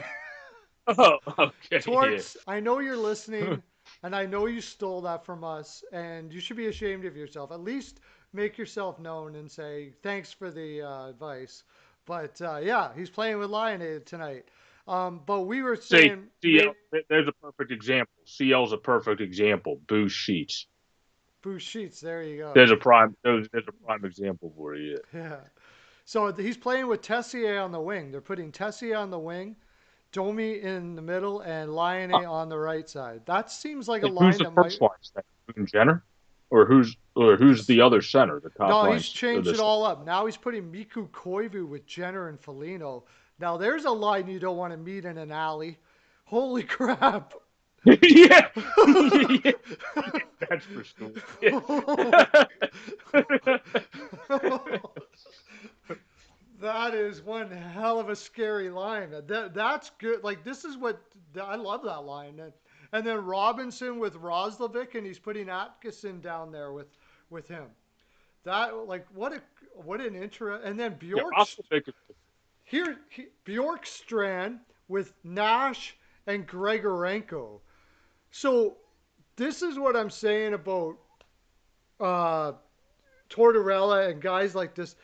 You play for him, you got to realize that you're on the fourth line. You better not whine about it. You know what I mean? Like Bjorkstrand is on the fourth line with Nash and Gregorenko, and I guarantee you, he's not complaining at all. He's just doing it, whatever he needs to do, and that's interesting, man. That is one interesting. I'm watching that tonight for sure. I want to see how that works out. Yeah, I've been watching the Stars pretty good this year because they've been one of the more fun teams to watch. Not to mention they have two goaltenders. Well, three when Ben Bishop is in, but two goaltenders currently active that I really like. Ottinger's one of my favorite young up and coming goaltenders, and then Anton Khudobin is one of the most funniest individuals in the game. If you have never seen an interview by Anton Khudobin, you might want to look that up. Yeah, oh yeah, After he's this, great. after we're done with this, you might want to watch that on YouTube. Yeah, he's one of the best interviews in hockey. Yeah, for sure. Yeah, he is one of the best interviews. We were talking about guys that could be coaches.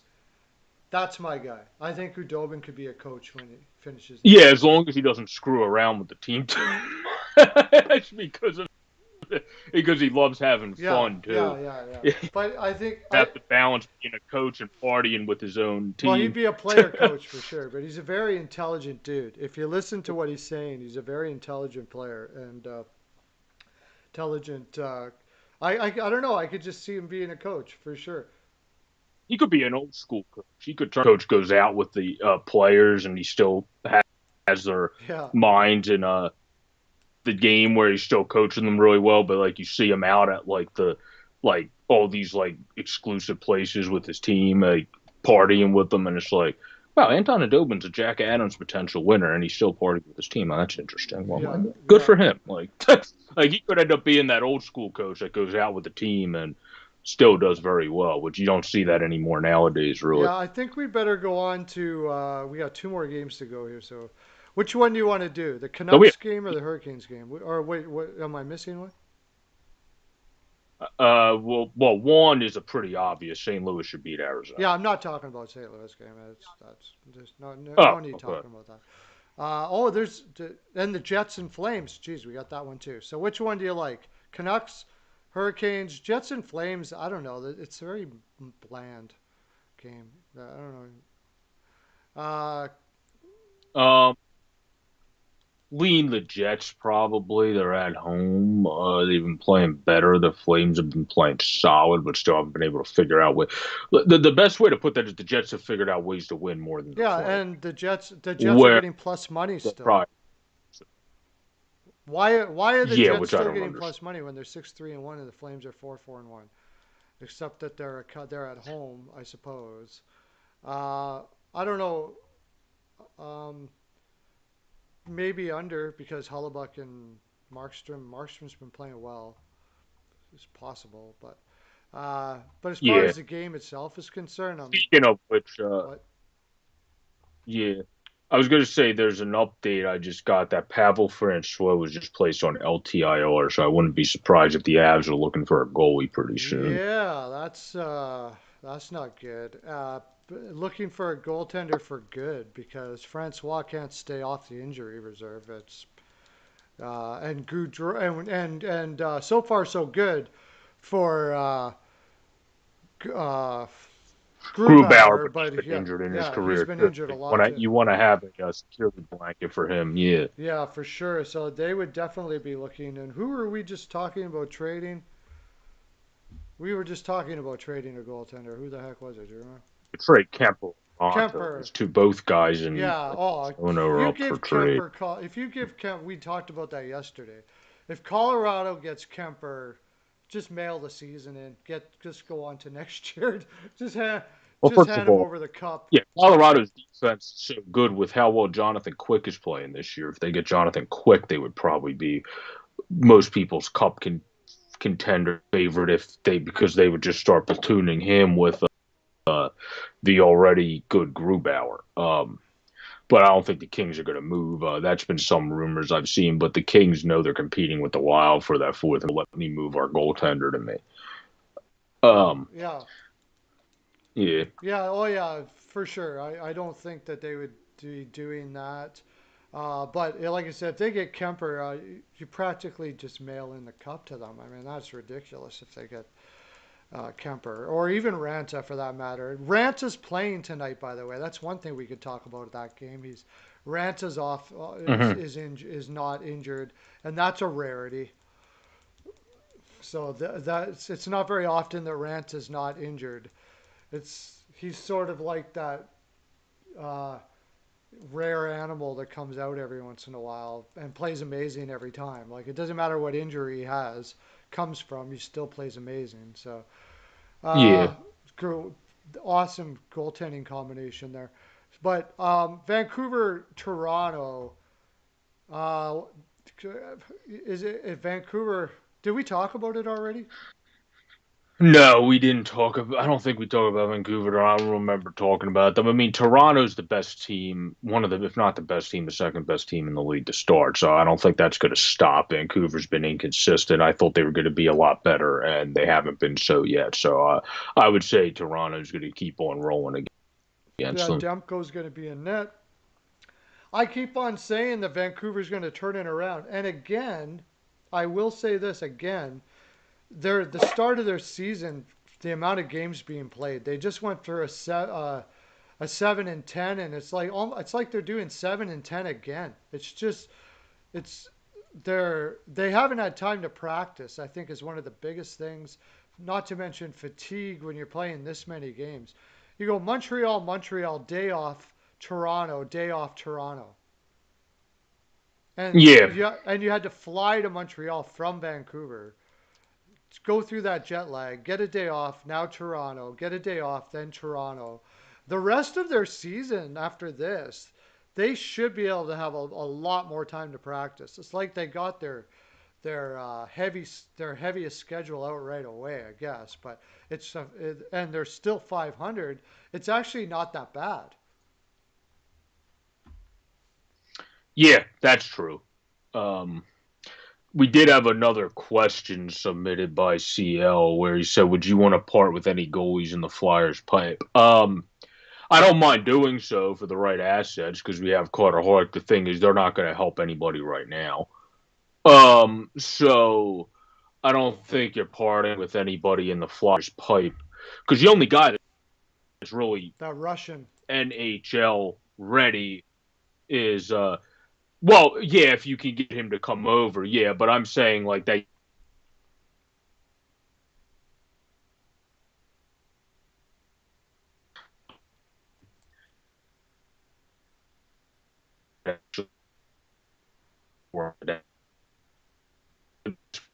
for once.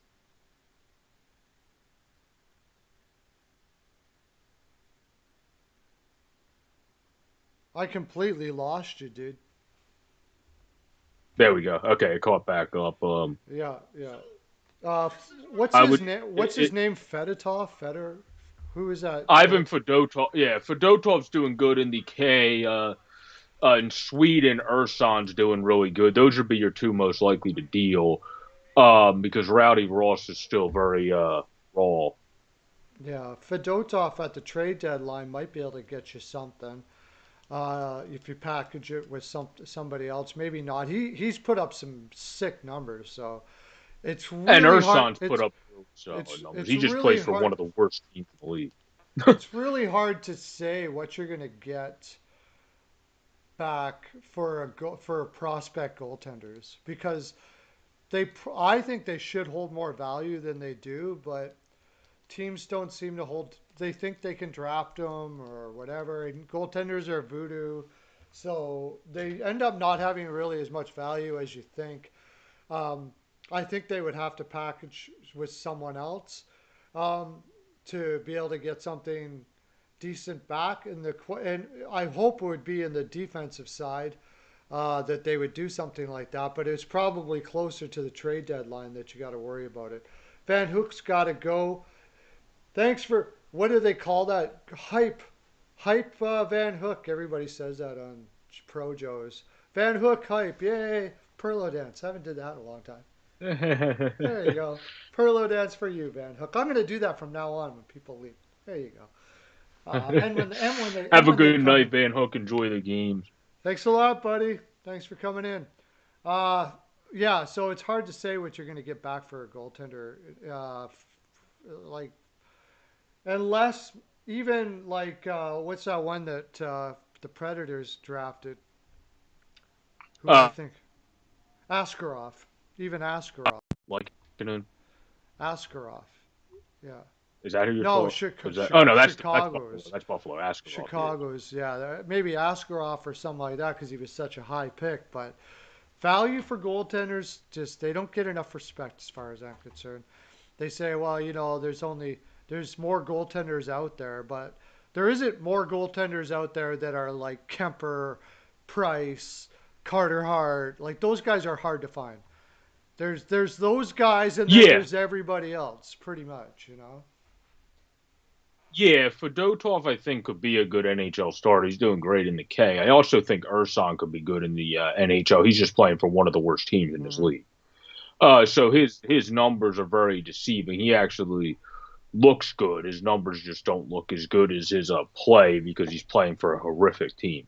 Where Fedotov's actually playing for a good team. So Yeah. As far as Toronto, Vancouver, I don't know. I keep on waiting. I think Vancouver's going to turn it around. I really do. I'm going to keep on saying it. I just don't think it's tonight against No, I don't against Toronto either. that Toronto team right now is clicking on all cylinders. Their passes, I've mentioned it before, are perfect to each other. They're fun to watch. They're creative to watch. They're beautiful to watch. Honestly, they're not overpassing. They're shooting at the right time. Like everything is running as cool can be in Toronto, eh?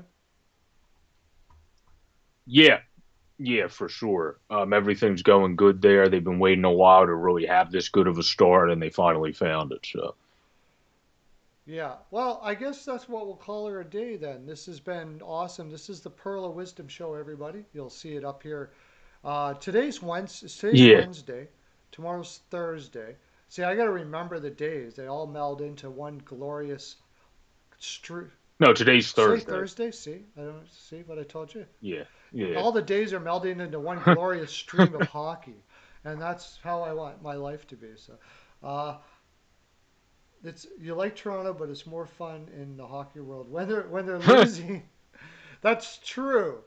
That is true because when they're losing, it's like you get to watch the devastation from afar because Yeah, you get to listen to all the writers and everybody tell their reasons and how everything's going to hell and it's like a big catastrophe in the out there. That is so true. So on that note, Joe, you're gonna go live tonight, maybe? no, no, no, no, no. Tonight's just going to be a video that I would release with Mike if I do it, because Streamlabs is still horrific on my end and doesn't keep anything intact and all that good stuff. Um, but I'm gonna try to go live tomorrow. I'm gonna work on it tonight and tomorrow morning, late tonight and tomorrow morning, to try to figure out those stupid settings, to have it actually stay up and not do all this nonsense. So tomorrow's going to be when for hockey rumors, and if Von Hook wants to submit questions, I saw he followed me on Twitter after I put that message in the thing to submit questions. My channel is the one I comment from. Hold on. Sports Fanatic News. Sports Fanatic News. Yeah, there you go. That's the one that just said, "Hey, HCL." That's my channel right there. So if you want to subscribe to that, you can check us out later. And since you're a Flyers guy, maybe we could also have you on sometime if you're comfortable doing such. But I think we're wrapping up here because you have to go pick Oh up yeah, I your gotta go wife, pick don't up you? Caroline, my lovely lady, who is doing all the work right now while I talk about hockey and shit. So it's probably a good idea to go get her.